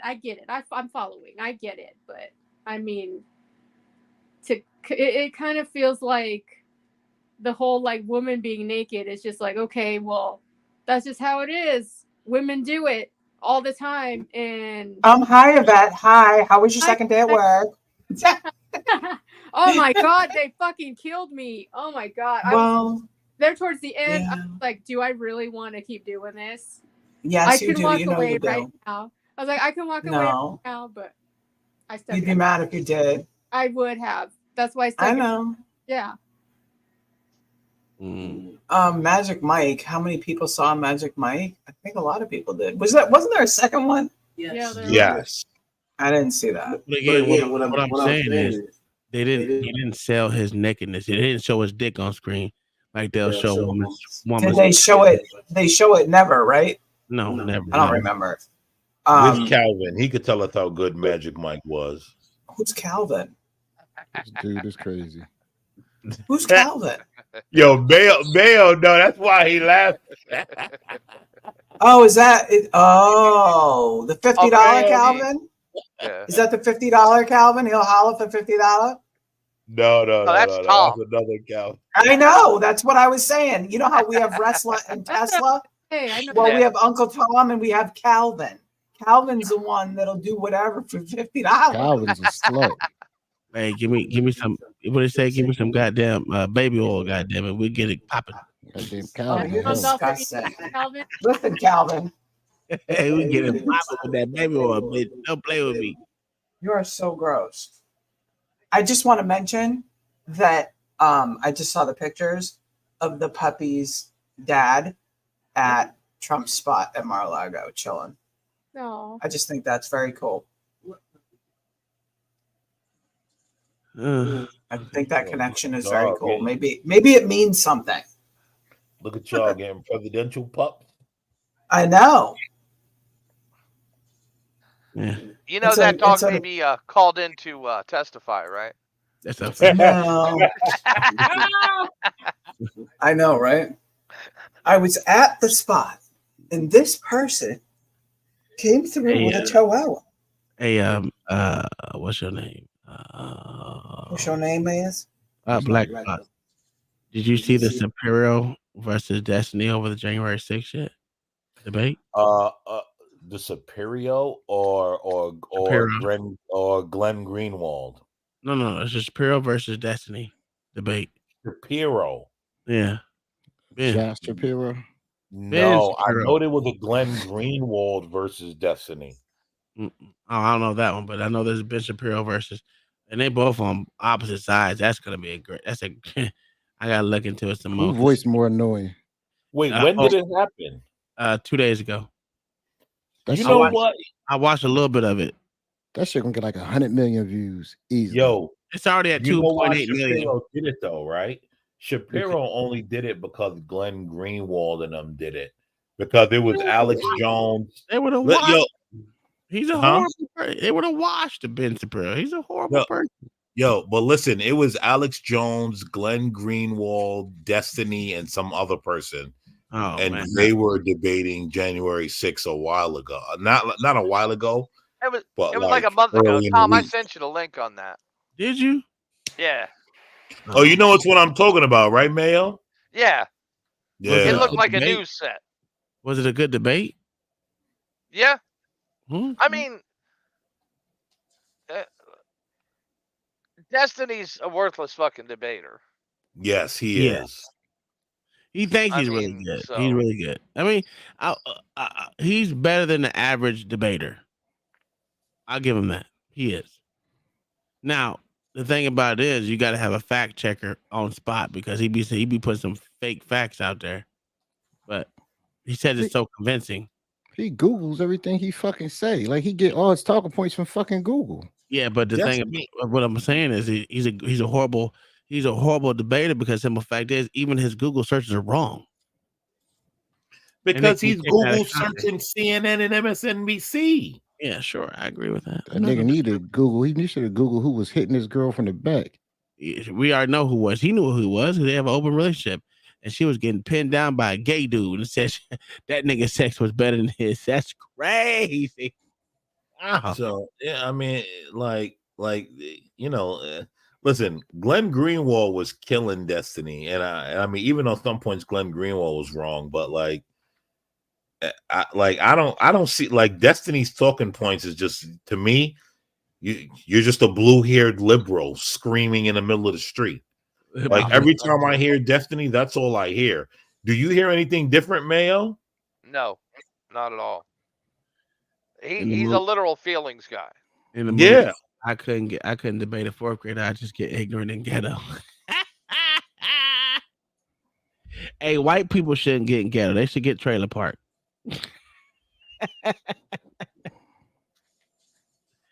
Yeah, like Destiny's terrible. I want to review this shit. I'm gonna look at it. Them motherfuckers sound the same now I think about it. They do. They're both annoying. Damn. Oh my God. How you gonna tell which from which? That's how they both sound. You know why? Because I got the same voices they do. Oh my goodness. That's literally because motherfuckers who. Why did you put that out there? Because Ben Shapiro just came to my head. You should have never put that out there. That shit, yeah, that shit just hit me. Like I was thinking about his voice. They sound just the same. I'm telling you, my voice sounds just like theirs. It's astonishing. You think so? Oh my God, I can make it sound just like theirs. Oh, don't do it, sir. God ain't in it, as my mama say. God ain't in it. Don't put that out there. Some things. Yeah, Tom, I'll put that link in the back here. Yeah, I'll watch it. I mean, Because Zero Hedge is actually the one. They're sponsoring a lot of these new debates. If you don't know, this nigga Mayo and Zero Hedge is like that nigga got stock in Zero Hedge, nigga. He probably own it. But hold on, Mayo, can you send me the one with Alex Jones, Destiny, Greenwald, and whoever the other guy was? That's what he's talking about. Yep. Yeah, I just put it in the back, sir. Well, who was the other guy, Mayo? Fuck. Well, I can. Because they said his name, but like I've heard his name, but his name doesn't come up often. Alex Or Jones. maybe I just wasn't paying attention. It says and more. Hold on 1 second. Let me bring it up. Stephen Bonnell. That's Destiny. Oh, that's Destiny. He's Destiny, yeah. Oh shit! Ian Crossland from Timcast. Oh, Ian Crossland was there? I don't like Ian. Oh my god, he gets on my He's a nerves. fucking idiot. Fucking graphene. Glenn Greenwald, Alex Jones, Darren Biddle. Yeah. Against the Krasenstein brothers with Destiny, with Ian Crossland with Timcast moderating. Yeah, I'm gonna look at this shit. Oh, that was a Timcast was moderating? Yep. Yeah. How annoying was that shit? That fool. Y'all, do y'all like Timcast? No. How long? Yes. No. How long was it? God damn, I can't do it. The niggas on my fucking nerves, bro. The motherfucker is a. I'm with you. That nigga gets on my fucking nerves. He's So one of the the. thing about, I can only take Timcast in increments. That's it. Like I can't watch 2 hours of Timcast. No, I just not at watch all. him. I can't even watch 30 minutes. Like I'm good for 30 minutes and I'm out. I'm tired of people talking about this. Jack Posobiec. I watch him when Jack Posobiec is something different, though. yeah. Watch him Yeah, and Michael Alex Jones, Blair White. I watch him. Yeah, because Jack Posobiec is the owner of Gab, and that shit is hilarious. Y'all need to watch that shit, nigga. I mean, these cats keep on talking about the establishment. It's 55 minutes and 40 seconds. At least that's what it says. They talk about the 3 establishment. hours, sir. What's that? It's 3 hours and 20 minutes. 3 hours. Put it in the back. 3 hours, 41 minutes, and 46 seconds. Yeah, it's They on Rumble. debated for that. Yep. Yeah. Oh man. Yeah, it's a long motherfucking. I mean, here's the thing though. Let's be honest. You're not gonna get a good debate out of them in 30 minutes. Like you really gotta. That's true. That's true. I agree with you. And I think Joe Rogan kind of exposed like all that 15, 20-minute stuff is like all just screaming clips. Like you got to get them in there, let them go up and down, up and down, up and down, and then you know truly who they are. Oh yeah. Well, I mean, back in the day, people make fun of him, but like Phil Donahue, that was an hour show with like 3-minute breaks. Let me help you out. That was better long form content than the 15, 20 fucking seconds you get today out of these. Yeah. Damn. Oh my god. That shit was so fucked up when we seen it. Oh, let me tell you why I don't like Tim because he keeps talking about the establishment. Yeah. But this motherfucker's a part of it. Yeah. Like it's so weird. Like they try to act like they so like a part of the people, but clearly you're not. Well, they all do He that, is though. a bougie motherfucker. Yeah. Well, they all do that though, LA. Because let me tell you, right? Me and the young kid that I was working with, we was listening to Sean Hannity, and Sean Hannity would say some shit, and we just be like, "Sean, you know, you're what you're talking about, right? Like, what are you talking about?" I stopped watching Sean Hannity about 4 years ago, dog. Well, no, about 3 years ago. Is that nigga? No. I was like, nigga, you saying this? Nigga, you saying the same shit you just said yesterday, nigga? Oh yeah, didn't change, bro. Oh my god, I was so pissed off. Yeah, but here's the thing. It's more comedy than anything. Like, so Bro, I don't watch Sean Hannity Jesus, because I can't take his face. But like listening to him on the radio, I used to listen on the radio. Then fucking listen to his fucking show at night. I was like, nigga, you said the same exact thing you said on your radio show. I stopped listening to him when I had when I got the opportunity to stop putting him on the air in my city because I was one of his producers here. Oh, Jesus Christ. That was annoying as fuck because you had to listen to that motherfucker every day. Yep. Had to. Yeah, and it was so funny because I was listening to Shorthead, we'd be like, "What, sir? What are you talking about, sir? That's you." I also did, Like, what are you talking Michael about? Savage show. I loved Michael Savage. Yeah, Michael Savage is pretty cool. I like him too. Yeah. Yeah. There's a couple other people I like, actually. There's a lot of people I like more than fucking goddamn. Do you know if Matt Drudge still has a show? Who's that? Matt Drudge. Yeah. Yeah. He does? Okay. Hey, Quarter Black got a motherfucking show off of motherfucking Crowder. Really? He got his own podcast too. Yeah, he left. Yeah. There's a lot of motherfuckers that left Crowder, but you know, it is what it is. His main core is still there. I was gonna say, but I mean, that's honestly, that's like the business. Yeah. Well, he was G-robbing niggas, but that's neither here nor there. Yeah, I don't know what that is, but like that's the business. Like people come and they go and they do their own thing. Well, Quarter Black was actually one of the ones that started with him. But you know, it is what it is. Y'all got anything else before we go over the Rumble? Nope. It's 11. It's 11. Yeah, I mean, I guess Mr. Blacks will identify Brother Blacks, call him Brother Blacks. He ain't here. That nigga went to sleep. Well, that's how you do it. You sleep when you can. You probably got the opportunity. Yeah, that's why I stopped that too. Hey, you fucking you doing the show tomorrow, LA? Yeah. In the morning? Yeah. All right. What time? Nice of you, LA. Actually, I'm around like 10. All right. Cause I got a couple things I want to and I'm gonna do a show tomorrow night and on this black fucker we keep singing. Cause that shit when that girl beat her son up yesterday, she fucking with me, man. Yeah. So I gotta do a show on black degeneracy. How old was she? Well, how old was the kid? 18. Yeah, I gotta do a show on black Wait, the degeneracy. kid was 18 and his mother beat him up? Dude, like it was like because he had sex with her friend. And it was so many things. Hold on. Was he like a skinny autistic 18 or something? No, you couldn't see his face. They was whipping his ass. She was beating the dog shit out that nigga right in front of some female. And that's the point I'm having. So it's so many. Get the fuck out of here. Ain't no way your mother beating you up at 18 when you a male. Do you want me to show you that shit? No, sir. What I'm saying is, Tom, keep it real. Could your mother beat you up at 18? Well, he didn't want to hit her back. You can tell he didn't want to hit her back. And she took full advantage of it. But my thing is this: it's that so boy many. was beat down like that long ago. Yeah, it's so many like different parts of that was fucked up. Besides just the beating, the fact that another person recorded it and thought it was cool to record it. The fact that the father had told his son to have sex in front of him, which is fucking crazy. The fact that his mother, but I don't believe that though, because they also said the father was recording too. So, and we know at the end of it was a fucking whole female recording. So I don't put that in the weight in anything that was said. I just think he may have had sex with a friend.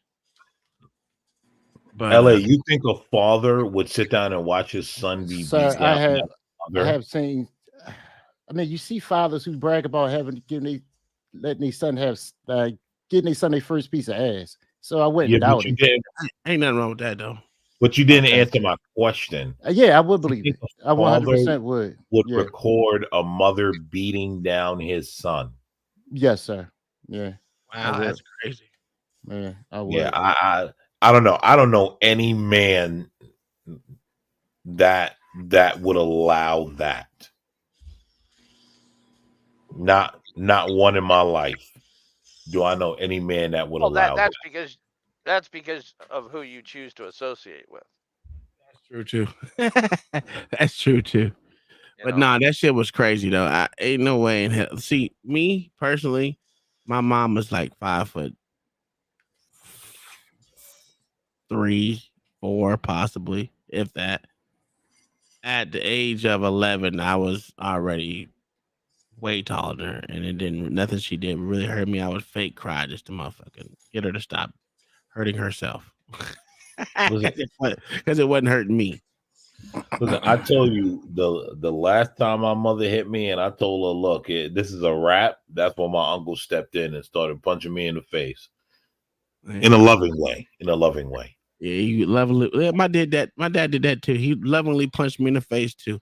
That made me realize, nigga, I need to learn how to box so I can beat my dad's ass if you come down to it. I ain't gonna lie. That's the main reason why. Well, no. Okay, that's the main reason I started taking boxing, right?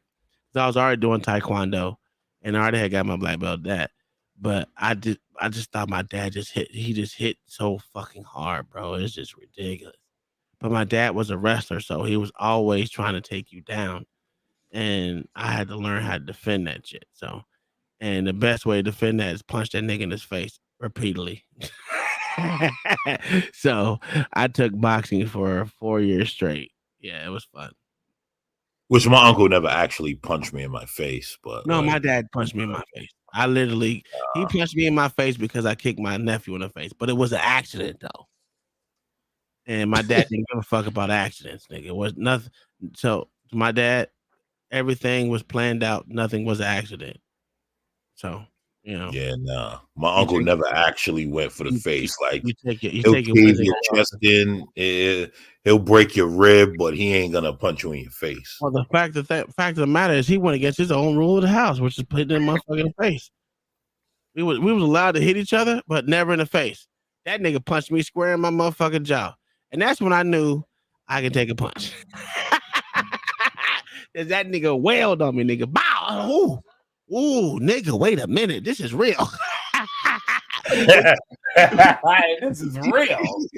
Yo, when a nigga hits you, you're like, wait a fucking minute. This nigga really hit me that hard. Like, I was like, shit, 11. I think I was like 12 years old. 12, 13. Oh my God, that nigga hit me so goddamn hard, dog. I was like, oh yeah. Oh my goodness. This morning, I seen only women. What's the earliest y'all ever argued with somebody? Shit, 6. But when you wake up, was it with a person you knew or a stranger? I think I've been arguing I was been an arguer for a long time, sir. Have you ever argued with it? If you arguing with a strange chick in the morning, you need to probably just whip it out and shove it down her throat. Yeah, it wasn't me. It wasn't me. It wasn't me. Oh, okay. No. I'm not even. It has nothing to do with me whatsoever. I was taking the Jigaboo boys to Dunkin' Donuts this morning to get their daily breakfast, and yes, I did whoop their ass with that belt for that big raggedy ass cheeseburger. I agree with you, Con. So I get there. So I pre-ordered the bullshit for him. I get there. We get there. And I see the girl from the previous day who worked there talking to somebody outside. So I'm thinking they know each other. So we walk in. Was it a white girl? No, they jigaboo booger bitches, sir. They jigabets. Jigabets. So that's a good one. Yeah, jigabets. Yeah. I like that. Yeah. So I walk in. So we standing there. So the lady tell the girl, can I get a piece of paper so I can write down my phone number and my name for your manager? I ain't pay no mind to it. Once again, we ordered the food before we got there, so the shit we just waiting on our fucking food. And next thing you know, the fat jigabet from the back came from the back and said, "These bitches get on my nerves." I said, "Oh, here we go." So the girl who asked to write down her number was bald headed. She literally had a bald head. I thought she had cancer and a mask. She had a mask on, just stating facts. So then this nigga's fucked up. So then the bald head chick tell the girl, "Who the fuck you talking to with your dusty weave?" And the girl said, "I'm talking to your nasty bald head looking ass." And this is once again, I'm still waiting on my goddamn food. All I want is this just food. Get your shit and get up out of there. So I can get these little Negroes to school. So after 20 minutes go by, sir, 20 minutes go by. These bitches in the back talking to each other about what happened, but they loud as fuck. Excuse me. Excuse me? What kind of moron stands there for 20 minutes watching this shit go on without going live? That's a fact. How did you stand there for 20 Fact. I don't know what minutes? you're doing. I have no clue. I go live real quick because you understand. You weren't standing there taking bets on who was going to do what? No, Cal. I was trying to get these Negroes to school. You weren't right. trying to do anything if you stayed there for 20 minutes. I had to get my food. I paid for that shit. Then you demand it. Bitch, listen. Kyle, that's another thing she did. After she argued with the girl, she got her food. I said, God damn, bitch, you a soldier. I ain't eating that shit. God damn. See that you needed to act like some kind of ghetto hood rat, and you would have gotten your food fast. These bitches are too busy arguing with each other. I said, who the fuck are? And I told the jigaboos, I said, listen, this is why women don't get along with each other. You see this shit right here? This is just it. That's it. It don't take much. Women don't get along. See this shit right here? You learned a valuable lesson, and I learned one too. I tried to give a black business a chance again. Now I got to go out my way to go to the white man Dunkin' Donuts because at least I know it's gonna be fine. I can't deal with them. It's all nigga bitches in this one place. Oh God. 6 actually nigga bitches. Actually, there is one that I go to where it's all colored women, and they ain't too bad, but they know the area that they're at. They're not in the area where it's a bunch of colored folk. They just color women hired, and they know if they fuck it up, they up out of Black there. Thoughts. My luck ran out because I went to them. This was the 3rd day in a row. The first 2 days was good service. So I said, damn, I know I can. You gotta, it's always gonna be a chance when you go in there, it's gonna fuck up. So my luck ran out. I had 2 good days, 2. And then they taught me my lesson. I said, oh well. Thank God the school was down the street. You want to know what's funny? The 2 Dunkin' Donuts that I go to, the one, there's a Spanish lady in the morning. Oh, nice lady. She know the coffee I want. She make the coffee. She have it on the counter ready. I pay and I get out of there. Nice little old Spanish lady. And then the other one, these jigaboos. I'm the one. Listen. The one jigaboo chick. She's learning. She's learning. Have my shit ready. Let me pay my shit and get the fuck up out of here. And then you get your tips. Get me out of here and you get your tips. That's how I go. I should have did that shit. You gotta stop hanging around black folks. Listen, that shit is dead. Sir, This nigga talking about this nigga crazy. I was not hanging around these jigaboos, sir. I was forced to patronize them because it's literally next door to the school. But I learned my lesson. You're right. They don't got school breakfast. these little bougie Negroes, sir. Uncle Tom said these niggas better eat free lunch. The fuck are we doing? I was staying on the background. He sounds like a white girl. Are you serious? You pre-ordered the little teens breakfast on the way to school. You know what? And then you better get out my car and go eat school breakfast. Are you Tom, crazy? what did they do with my damn cheeseburger the other day? That shit was terrible. They got me this fucking cheeseburger the other day. This shit ain't had no cheese, no nothing on it. I said, look at this shit right here. So you treated them to breakfast? I forgot about it. I beat their ass when they was sleeping. But don't they have breakfast at school? You know what they probably do? They probably lied to me and said they don't. Who cares if you know what you guys are missing? They don't go to public school. No. Here's LA. See, you guys are missing the entire thing. Hey, Black Dogs, here's the problem. Even in the motherfucking private and non-public schools, them motherfuckers have great breakfasts. That's how I know. That's why we know LA ain't got kids. Cause I'd have been like, saying about my motherfucking car, nigga. Them kids done got over on me again. Yes. God damn it. God damn it. You crazy. Most of the time kids get free motherfucking breakfast. What are you talking about, sir? That's the one thing they do get is usually free breakfast. God damn. Now, I'm gonna keep it a buck though. Like my kids don't even eat school lunch, whether it's good or not. They be looking at you funny in the face, like You better pack me something. I don't want none of I'm that. tired of these fucking Get kids. your motherfucking ass out my goddamn car before you get uppercutted, bitch. Yeah, but ours don't want. Remember, we went through different phases with each kid of packing them something. They come home with it. They don't want it. They want to go eat because it's quicker to go eat school lunch with their friends. Everybody's going through it. Like, our boys don't give a shit. God damn it. They don't care. And if he doesn't like the lunch, then you eat when you get home. I don't care.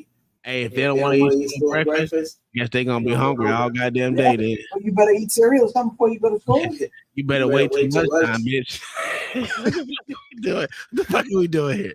If y'all get your motherfucking asses out my goddamn car, oh my god, boy, you know you ain't got kids.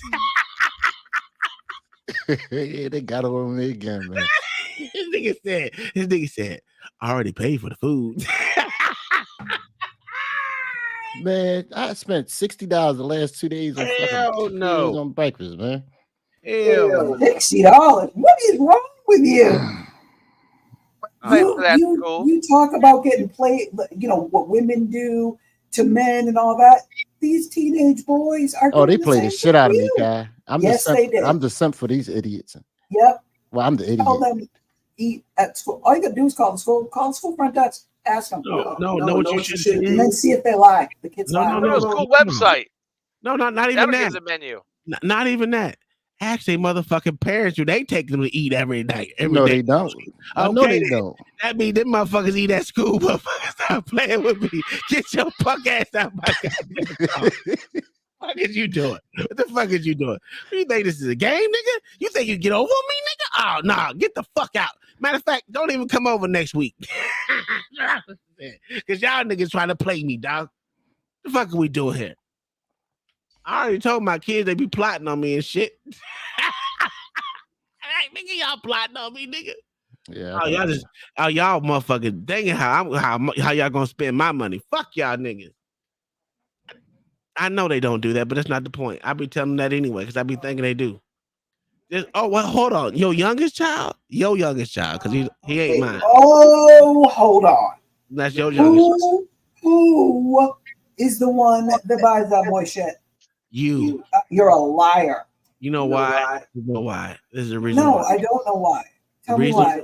The reason why I buy him things is because I'm the father and I have majority of the money.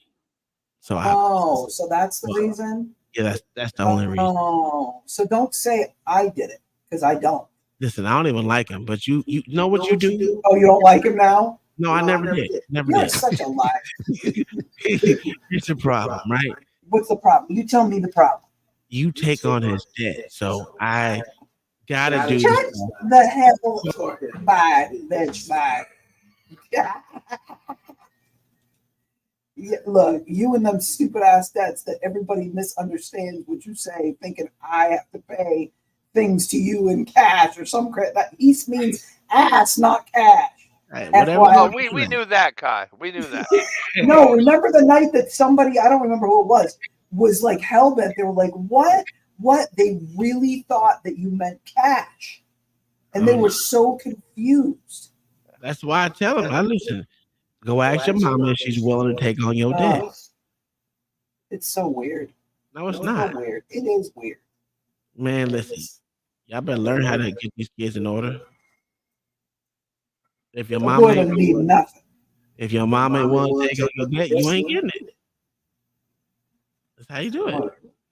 You sound ridiculous. That's not ridiculous. That's the What bar. does your shirt say? Glow what? Glow on, bitches?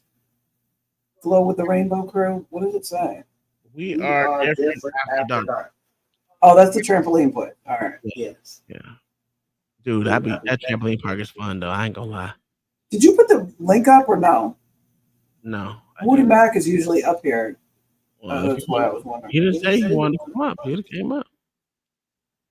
Woody, if you want the link, you can have it. And where the hell is OG? No, he hasn't been up at all. He hasn't said anything. Yeah, he's been in the back the entire time. Yeah, he never came up. No. He might be busy. I think he said something about going back and forth. Hold on, Mama. He was saying he had to go back and forth places far. Remember? I'm not trying to say too much, but maybe that's what he's doing. Hey, OG. Leave me alone. That nigga probably sleep. Yeah, laying there listening, agreeing, talking out loud like you do. Hey, Woody. Come on, mama. Well, nah, nigga, I ain't sleep. I'm just sitting there. Good there he is. Good night, I figured if I called your name, you would come. Hey, Woody, how you doing? I'm doing well. I mean, since you did drop it, I said I might as well oblige since it's been a while anyway. How's your mom? She's doing well now. Actually, yeah, she's doing much better now. She's I'm doing so glad. physical therapy nearby the house, and she's trying to get back into her regular routine. So she's good. I'm so glad. Yeah, thank goodness. Woo. I don't know. I just I guess you get to a certain age, certain things might just start happening. Yeah, but like I said, she keep herself healthy, so I was surprised. Yeah, probably just a fluke, weird thing. Yeah, hopefully that's all. Yeah. And she got you right near there, so that's good. Yeah, it's a little bit of a trek, but I mean, at least I'm still accessible. Yeah, no you're not New York across the slander time. No New York slander here out in Jersey. Oh, L.A. Uh-oh. You're muted there, sir. Hi, mama. Let me mute you because you loud. Oh my God! Well, ask her shit. God damn it. Mama, you got heat? She had something wrong with her. No? Jesus Christ. They had something go wrong with their heater and they had to order a part, so they have no heat. Do you have a space heater, Mama? I mean, she doesn't have like 6 coats on and 8 earmuffs and 16 blankets, so. It was about warmed up though. It was about 40 degrees here today. I got the oven on with a fan sitting on top. That's what I would do. Yeah, blowing the warm air out of the oven. They have a pellet stove, and she said something went wrong with a part that they had to order, and the part must not have come. No, it came. It's just that we discovered now it needs another part to go with that part, so we have to find that part, and then we can put it all together. Thank goodness we're in a warming trend. So yeah, it's been a pain. I did see it that. has been a pain. So. You're in the South, Mama, or you are in the Midwest? Or like which area is she in the far west? You in the far Pacific west? Northwest. Oh, Pacific Northwest. Oh, yeah. Oh yeah. My daughter has over 60 inches of snow on the ground, y'all. Holy crap. It's the weirdest thing. Some parts of the U.S., like no matter what, Buffalo, all that Rochester, upstate New York area, they're going to get snow. That's because of the lake. That's because of the lake. Could be. That's all lake effect snow. We have friends up Syracuse area, and she posts pictures and stuff, and sends me videos and everything. And this year is crazy. Hey, look at this shit. Look at this shit right here. Is negative degrees out here in Chicago. What'd she say? My car needed charging. So, of course, you look for the closest charger station, which for me was Evergreen. I made it to Evergreen charging station, and of the 10 stations, I want to say 9 or 8 of them are all broken and unable to be utilized. So, of course, as you can see, you have multiple vehicles that have died and are unable to be charged. You have people who are stuck out in negative degree weather. You have a tow truck here who is trying to help and support. But again, all of these charging stations no longer work. So it is. Damn. And they're acting like it's not Tesla. It's the actual whole idea that they can't withstand that kind of it's just they can't. The batteries can't recharge below 41 degrees. And I thought that was common knowledge. It's not. It wasn't. Like that would seem to me sort of like, okay, this makes sense. Let me ask this question before you drop that kind of money on a car that is already a pain in the ass. Especially when you live someplace like fucking Chicago. Yeah. Hey, man, did you see? Why can't these people charge these cars at home? Is that a stupid question? I don't know. They don't want to look can you? Because the copper cord that would have to run from their house to the car would get stolen. Yeah. Oh, so they can. Yeah. So it is a thing. You can. I hate it's just they don't.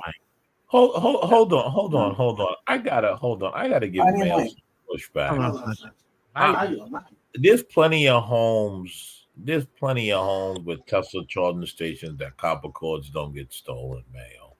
It's just where you live. Yeah, yes, but they're in a home, in a garage. You meant Chicago, right? No, most people in Chicago don't have garages. No, Mayo. There's a few out here that don't have garages, and they're actually outside. But are they in Chicago? No, sir. They're not in Chicago. That's the difference. I mean, let's be honest. They'd be taken out of a trailer park just as fast. No. My whole thing is this. I'm not. Because of course, in the trailer, I like. Come on now, we all know that. Yeah. But what I'm just saying is I'm sure there's parts of Chicago where people got Tesla chargers that ain't getting stolen. Right. Yeah. So that's what I'm saying. I'm just thinking like these people don't want to spend the money. I'm thinking these people don't want to spend the money to install those chargers. Oh, that too. Yeah, that too.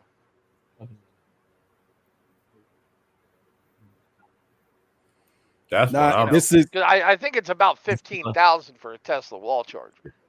That's what I'm saying. That's on top of the car. I know what's Maybe I'm a little slow for not knowing, but y'all can. One of y'all maybe could tell me because it's mine costs.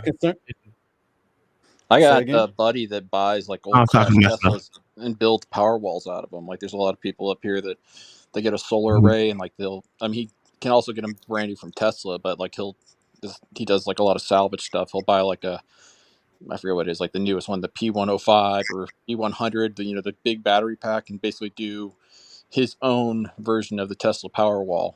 That he also sells like the OEM Tesla one, but it's like half the cost doing one with a perfectly good battery out of a crashed Tesla that you just charge with your own solar battery bank. Is something that'll run your house for 2 or 3 days if you're using your energy. Oh carefully. Yeah, lithium. It's easy to make, especially with lithium-ion batteries.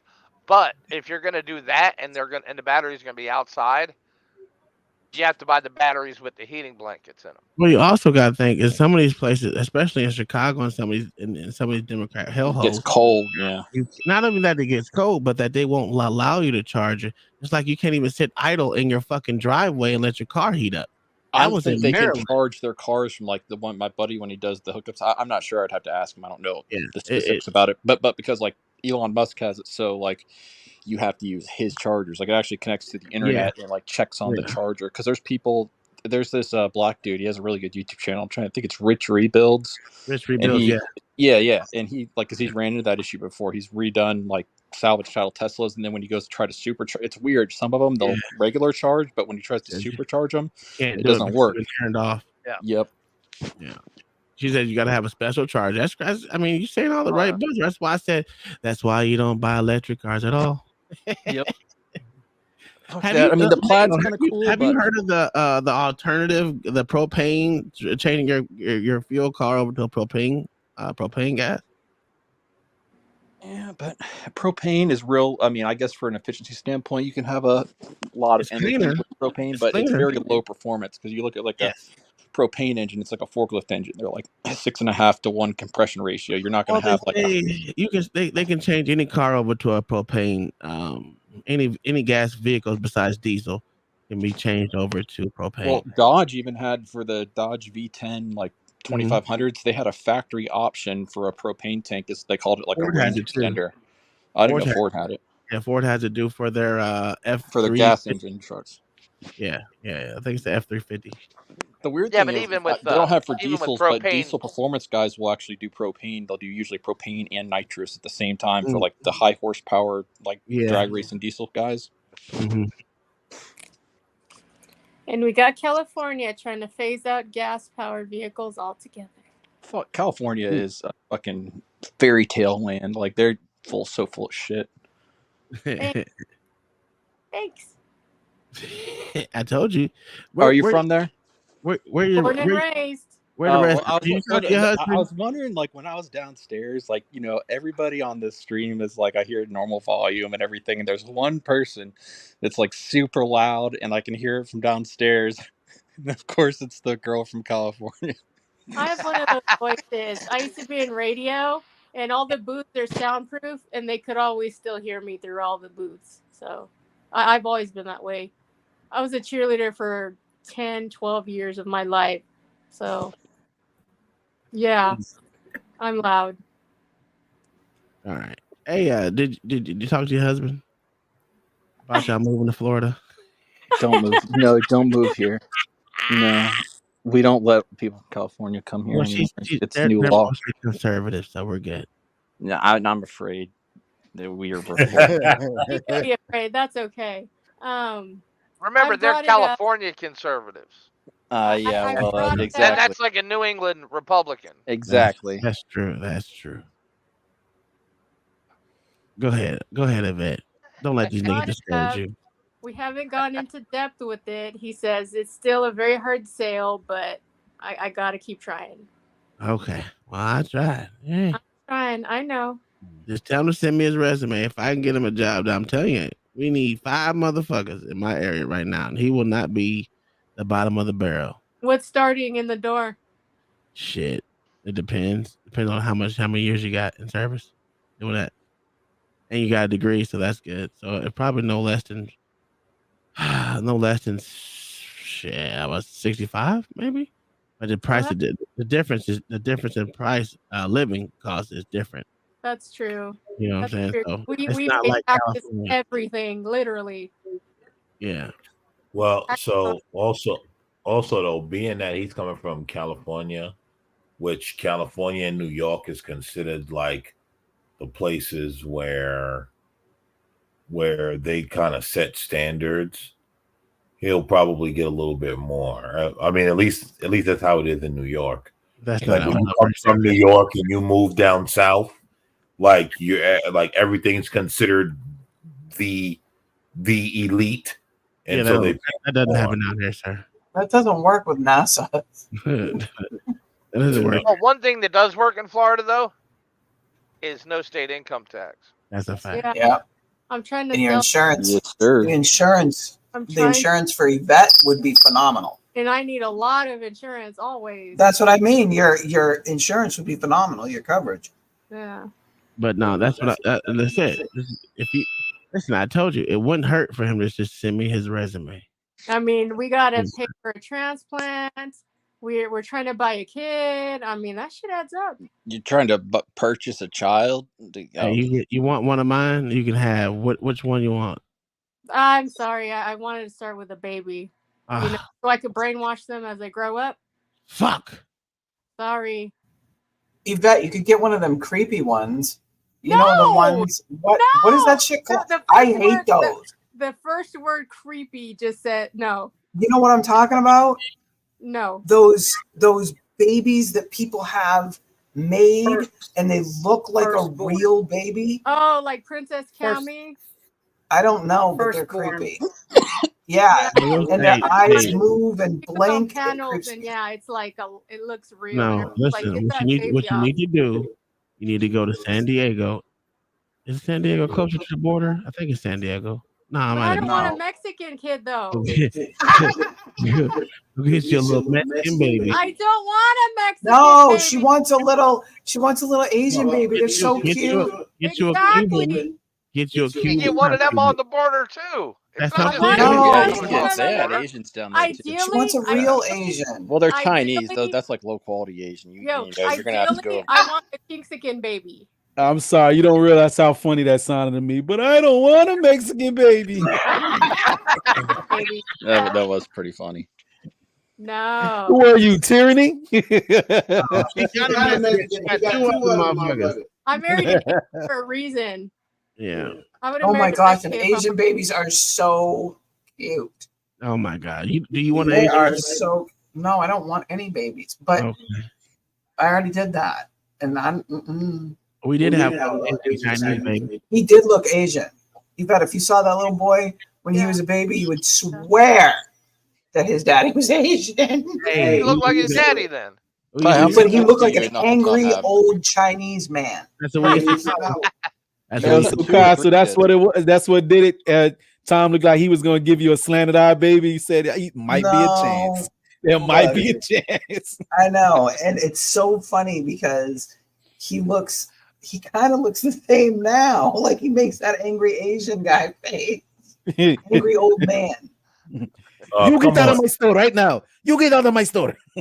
Come on, guy. Wouldn't it be so nice to start over right now? No. Brand new baby. Come on.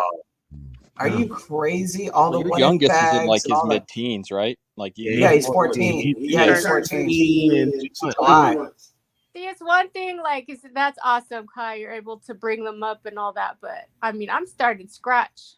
I know. Yeah. I know. Ain't no motherfucking way. You can have that shit. But no, she hasn't done it. Hey, So no way. Not having done it, she wants to. That's fine. It's different when you have it. I'm glad she wants to. I'm not gonna knock her for any of that. I'm just saying, at this time in my life, I'm like, Yo, once your last child hits self-sufficient age, Hell yeah. like self-sufficient to where They can get up and get some cereal.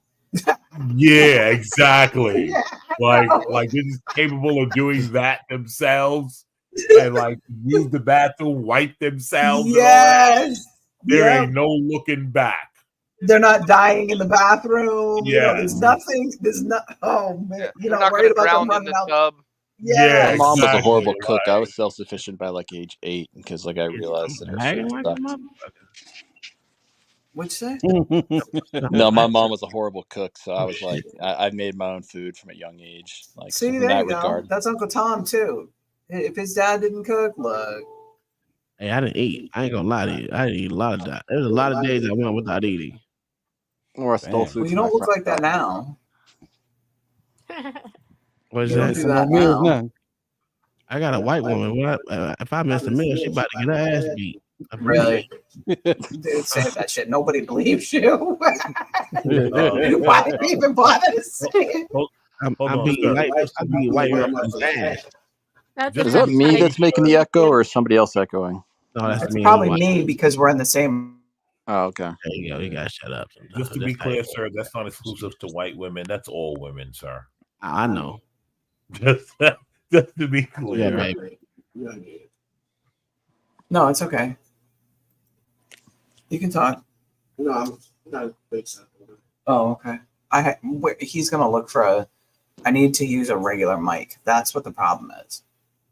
It's not that bad now. It doesn't seem to be But echoing. that's because he's muted. Oh. The office is big, but we're both on one side, and he's kind of behind me. But it makes it we kind of bounce off each other because it's pretty quiet in here. Besides us talking, The reverb's real bad. yeah, it's because I have Galaxy earbuds in my ear. So it uses that or the webcam. Either one still picks up everything in the room. Oh, And I Tom, can't stand having earphones. What paddleboard Go ahead, did he you can hear get? you. Because I'm looking into getting one. Are the Which inflatable one? ones any worth a shit? Or I do you bought that for him for Christmas. Oh yeah, is it an inflatable one or is it a? Yes, like that one. He's got a real paddleboard, but I wanted him to have. I had been planning it for months. He just didn't know about it. The inflatable one that I bought him, I did a ton of research. before I got that particular one, and everything comes with it, everything you need. My girlfriend has like a fiberglass one, and like I always thought it was kind of gay, but then like you go to like Silver Springs or something, it's a lot of fun. Like going there and just chilling on the river. It's funny that you say Silver Springs, because that's the entire reason I got it. He went to Silver Springs a couple months ago, and they had inflatable paddle boards, and he told me about it, and that was the day that I decided to buy it. Yeah, it was good. It was good because he had a good time. It was good. It's hardy. It's thick. But it's not like carrying his big paddleboard that's actually super bulky. You know what I mean? Like it's just different. And it was perfect because it breaks down into a bag, like a big bag that if you roll it up and put everything inside it and whatever, it's not like a cheesy, you have to worry about it getting ripped type of thing. It's really good quality. So I thought it was a fantastic idea. And his drone that he got for Christmas, he loves that damn thing. But the paddleboard was a killer idea. I missed my drone. My brother broke my drone. Look, my husband has broke every drone he's owned. He's either broken them or they go away and don't come back. So I made sure he did it. I spent the extra money and got him one that comes home. Yo, this is not. I'm gonna say because it's my brother. Okay, he's forgiven, whatever. But let's just say you got a friend, you got something expensive, brand new, and he begs you to use it, and he comes back like, "I dropped it in the lake," or something like that, where you can't even see it no more. Like, are you questioning that? Like, yeah, because well. I'm an asshole. I'll say no. Because unless you have the money, unless I know you well enough to know that one, you are going to replace it if something happens to it. Two, I can trust you that you're going to treat it better than your own, because most people don't treat their own stuff like crap. But I would rather avoid the entire thing and not lend something expensive to anybody. I mean, it's different if my husband breaks it. I know, you know what I mean? We buy stuff together, so I'm not worried about that. And I know he's going to be like, oh, shit, let me get a new one right now. But besides that, I'm not loaning anything anyway, unless it's somebody that, like, I can think of I don't know, 2 or 3 people that I would be like, yeah, cool, because I know they're not even coming back to me without a thing in their hand that says, hey, I did this, but I already bought you another one. Yeah. You know, I think I had that thing for a cool 2 years, no problems. I might have crashed it once, flying around too close to trees. One time though, right? But that's the worst I did. One crash in the park. Yeah, because you spent the money, so you were careful. Yeah, 2 I know. With it, he fly it for about 2 weeks. 2 years with me, 2 weeks with him. It's broken. Completely broken. Nope. I know. I'm still talking. I feel like an angry girlfriend. You know, you bring us some shit from 8 years ago. But it's still talking about that shit. No, hell yeah, because you didn't buy me another one. What do you mean? Money's not free. If I took it upon myself to go buy something that was not cheap, yes, I expect it to be taken care of or replaced. What do you mean? Oh man.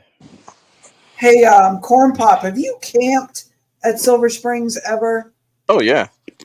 You have? Did you like it?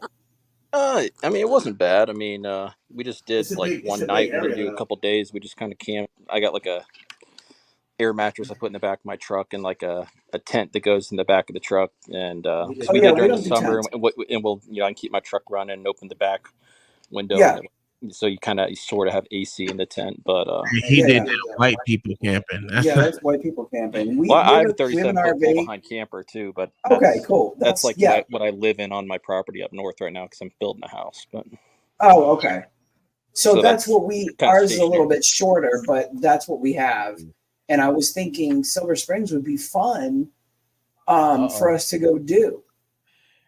Is that one of them drones off of Rumble? It's the DJI Mavic 2 Zoom. Oh, okay. Oh, that's the one he was talking about. On that when we were talking about that night. I don't know. I don't know. Y'all would have to try it. Maybe you would be interested. They got these $100 drones they selling now. I guess they're supposed to be knockoff Mavic drones. I've been seeing like as a matter of fact, I clicked on the ad on a Rumble ad when I was on watching. Oh no! Don't order a drone off of Rumble. You want to go to Amazon. You can even buy a warranty on most of, from a reputable dealer or even Best Buy or something. As a matter of fact, the drone I bought him for Christmas had a warranty, thank God, because it's already been replaced once. Good job, Tom. Good job. Matter of fact, today is January 25th, so we are exactly 1 month from Christmas. It's already been replaced once. This was like the DJI Fly kit. It came with like 4 batteries or 3 or 4 batteries, the remote, the little case. So it's real handy, like when we go hiking and stuff, to bring it with you. And if you want to like take especially a group picture, fly it yep. up, and it's like having a third person to take a picture, you and your family, or it's you can live stream directly from it too.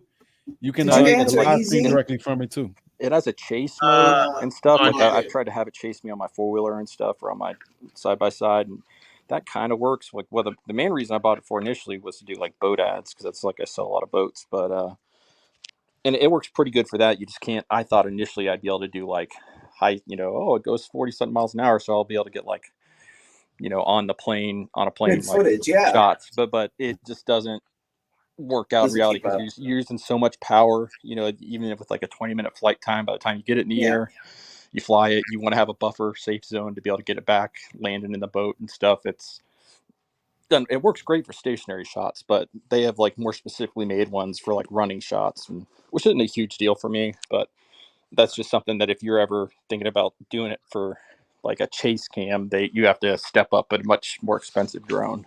Oh, yeah, or an FPV drone. Yes. Easy. Yes, people get in the water in Florida.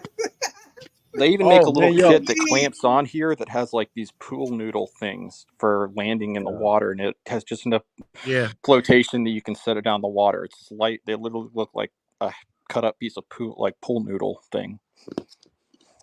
If I can share with this, I don't know where they caught this at. Hold on, let me see if it will let me share. It was, I think, somebody's YouTube short. If they let me, all right, I'm gonna put it in the back chat. Okay. Yo, this big ass alligator. You remember? You ever seen that movie Lake Placid? Mm-hmm. That's a bullshit movie, because that was like Lake Placid, New York, and like anybody from Florida is like, no alligators live in that cold ass Yankee water. Like it's not gonna. I don't know. Anyway, continue. Sorry. Yeah, I don't even know where Lake. Listen, now that I think about it, I never considered where is Lake Placid, but the size of this gator that they got in this YouTube short, my goodness, this shit is huge. I put it in the link in the back chat. It's my short. Yeah. Oh yeah. It made me wonder, was it there's even a Lake real? Placid in Florida. They could have made it Lake Placid, Florida. It would have been totally believable. But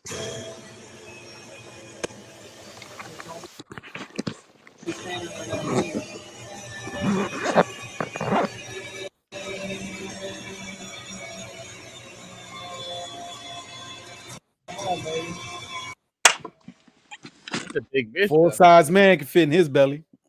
Yeah. Well, wasn't that old lady like feeding it in that movie or whatever? Yeah, like whole cows. Oh, putting a whole cow on the lake? Yeah. Oh, yeah. She'd tie a whole cow out by the water. What are you doing under there? Cow What are you doing under there? Hey, Corn Pop, getting another dog. You and your coyote, Dan. This is a spot. As you can see, all the toys. This is his toy collection. That's right. Nice and comfy up under there. You blind. I see the dog. Come here. Come here. Yeah. Same dog. I didn't get a new dog. No. I said we're getting a new dog. Oh, really? What kind of dog? Really? Chocolate Lab. Nice. And his name is gonna be Jigaboo Coon.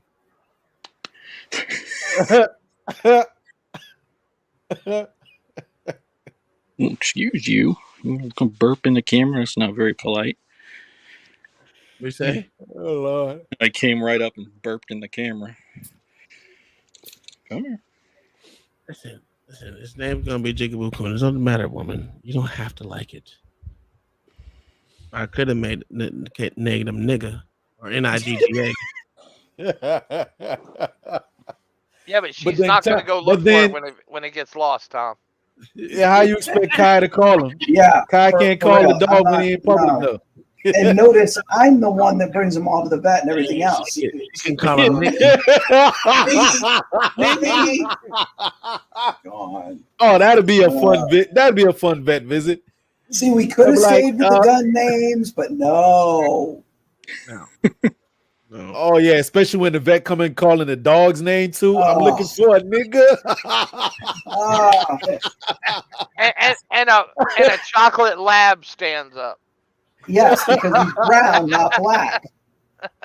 Yo, this sound like a skit. Now that sound like a skit. That'd be too perfect for a skit. White man always brown dog. You guys will see him tomorrow night. Yeah. So he's going up to. I think I might cancel an appointment tomorrow on Saturday. Hey, Corn Pop. I have such a hard time calling people their ID name. We're going up to where he's coming from. Is a facility up near Deltona that trains. You would know, I think, who it is. They specifically only train. It's like canine something. It's a big facility that trains military working dogs, police dogs, and veteran dogs. Okay. For I very figured specific. it'd be like a retrieve, like a hunting dog, like a retriever type place. But I guess they could also they'd use a lot of retrievers for like drug dog sniffing, that kind of stuff. It's a friend of mine it's a friend of ours that knows the owners of the place, and just kind of happened. She told me, I don't know, a week ago, and she's like, "Look at this," and I'm like, "Oh my god!" Hey, that's a fact. She has to call him by his name. I'd rather be being He's gonna be like, "Hey, come here." How old is he? He's 8 weeks tomorrow. Oh boy. So yeah, that's for me. That's different. I'm used to big heavy breeds, and I'm used to the 10-week mark. So I actually got him one of those, the puppies with the heartbeat. That you turn it on. I got him one of those. It came today, so that saves me from the all night thing. Because 8 weeks is different. They're used to being when they're litter. So those first couple of days, they're nervous. Yeah. So that'll help. It's got a thing that a heat pack too, but I don't know if I'll use that. But give him a couple of 2x4s to chew on. I've already got elk antlers, buffalo horns, the small ones, and hoofs. But I'll wait on the hoofs for a couple of weeks. But the elk the quarter split elk antlers are perfect. Oh yeah, I'm gonna talk about that. It's almost 12 o'clock. We gotta get up out of here. I saw you yawning. You look tired. I had a feeling it was coming. Yeah. I don't do too well after 12 o'clock anymore. No, I'm lying. Yeah, because I'm tired, man. I didn't get enough sleep today during work. Hey Tom, how do you pull up that NASA site for jobs? Shitting me. I don't know. I don't know. I don't. I literally do it at work, and it's easier at work. It's what is it called? It's the same one that Jacobs was on. That I had to do. I don't know. They told me it was veterinary and it was really killing animals. That was Jacob Teleo-net or some shit like that. No, it was USAA, wasn't it? Or USAA or USA Jobs or something. It could be USAjobs.com. Yes, and then you put in the Space Center. Hold on, those are usually in a NASA job.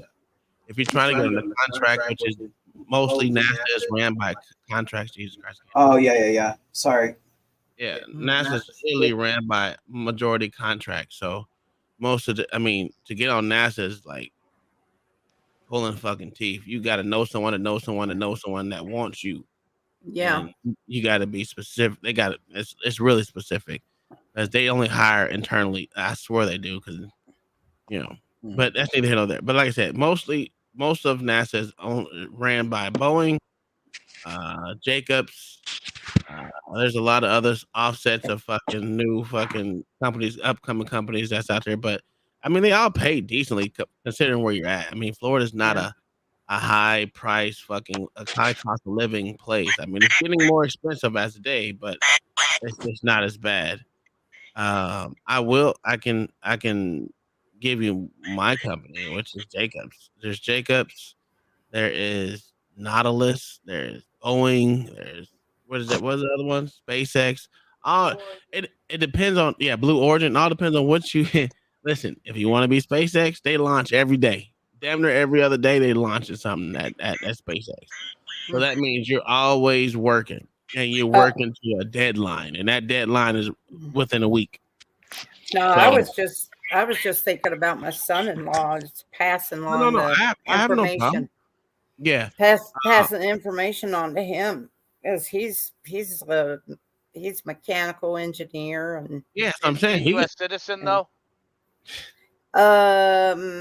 He's not a citizen. He's got the green card. He's got the 10-year green card. Yeah, he's not. That's not a problem. It's not a problem.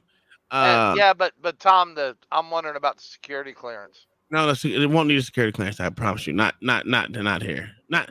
It depends on what you're doing. Like there's certain sectors that you need a security clearance for, but getting on to work for Artemis and all these other Artemis 2 and all these other offsets to help NASA is different in SpaceX, Boeing, Blue Origin, ULA. All those you're gonna need a literal security clearance. I mean, I can get on there, but majority of people who don't have a security clearance can't.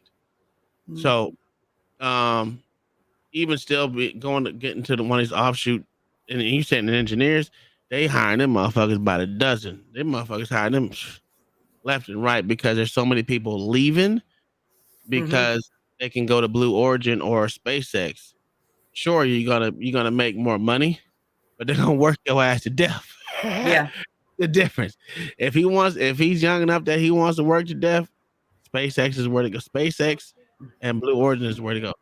No, he just wants a good career. Yeah. That uses his education.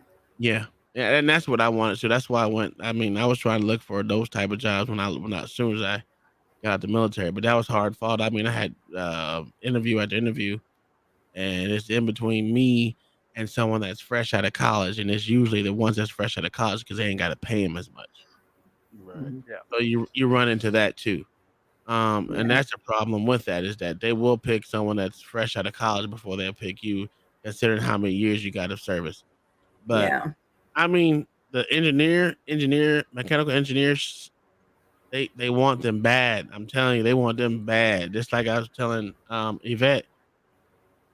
My section itself is missing 5 different CSRs, and I'm the middleman between all of them. So I make shit happen. So I get everything together to make their mission for that week or that month or that day success. So without me or nothing, that shit ain't moving nowhere. Literally, it ain't moving nowhere. So no, until you mentioned it, I didn't think about it, and he probably didn't either. And I mean, they would probably love to go. Well, I know they would like to go back to Texas, but yeah, like I said, they're all over the place. You got Alabama, you got Texas, California, Florida, Colorado. Oh, it's a lot I thought Colorado was not a joke. Colorado got a lot of motherfuckers, and that's where they do majority of their training for most of NASA engineers. They usually go from Florida to Alabama to Texas, from Texas to Colorado to California, and then back to fucking Florida. So it's like when they're in the process of doing all their on-site tests and everything. Oh my God, they go from place to place. So it's never like he's gonna be at home, depending on where he wants to go at. You know what I'm saying? Depending on where he gets hired at. and it's cool. I mean, I send all their shit out, so I get to see where they're going. And it's like they do a merry-go-round type shit until they get back to the Space Center. Until they get back to Kennedy Space Center. And it's cool. I mean, my next trip is not North Carolina, but San Diego. So I'm trying to get on the next ship out to San Diego to fucking do the land and recovery.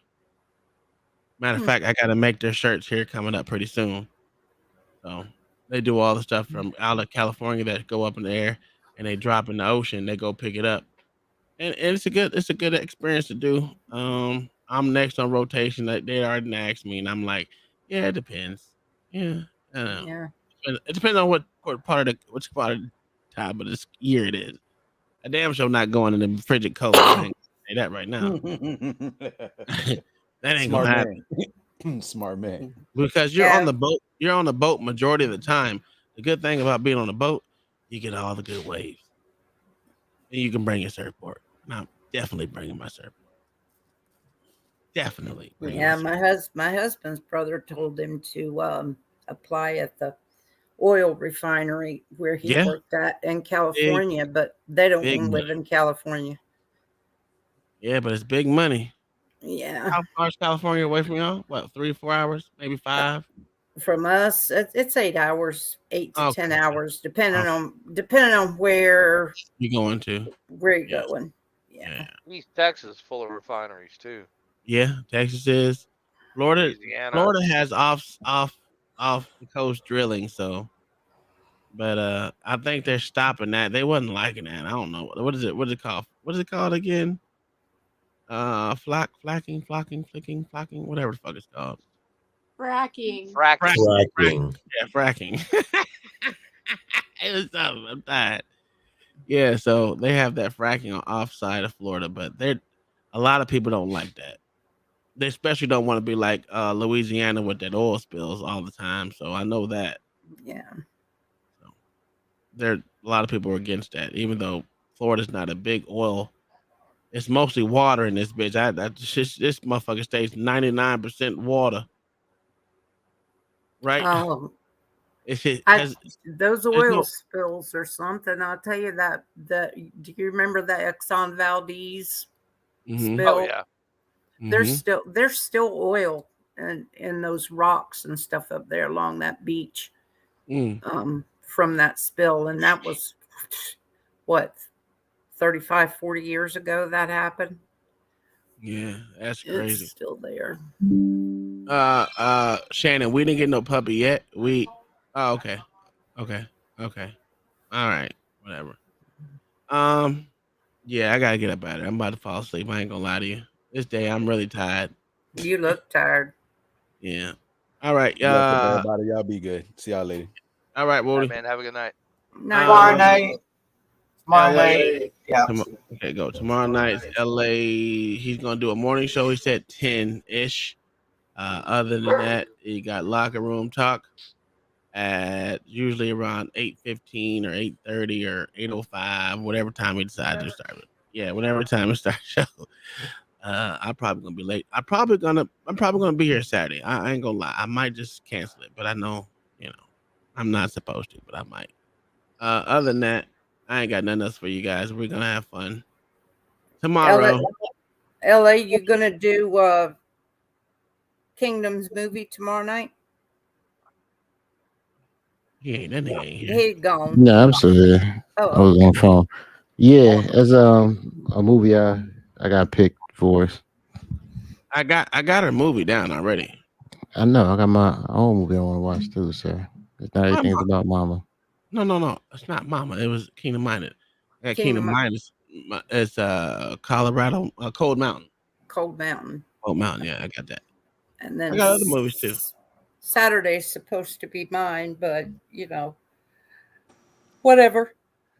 Yeah, we got to go down to Silver Springs or like the Chattahoochee Spring, or what is it, Chattahoochee? It's like up in the Panhandle. Do you guys have each other's phone numbers?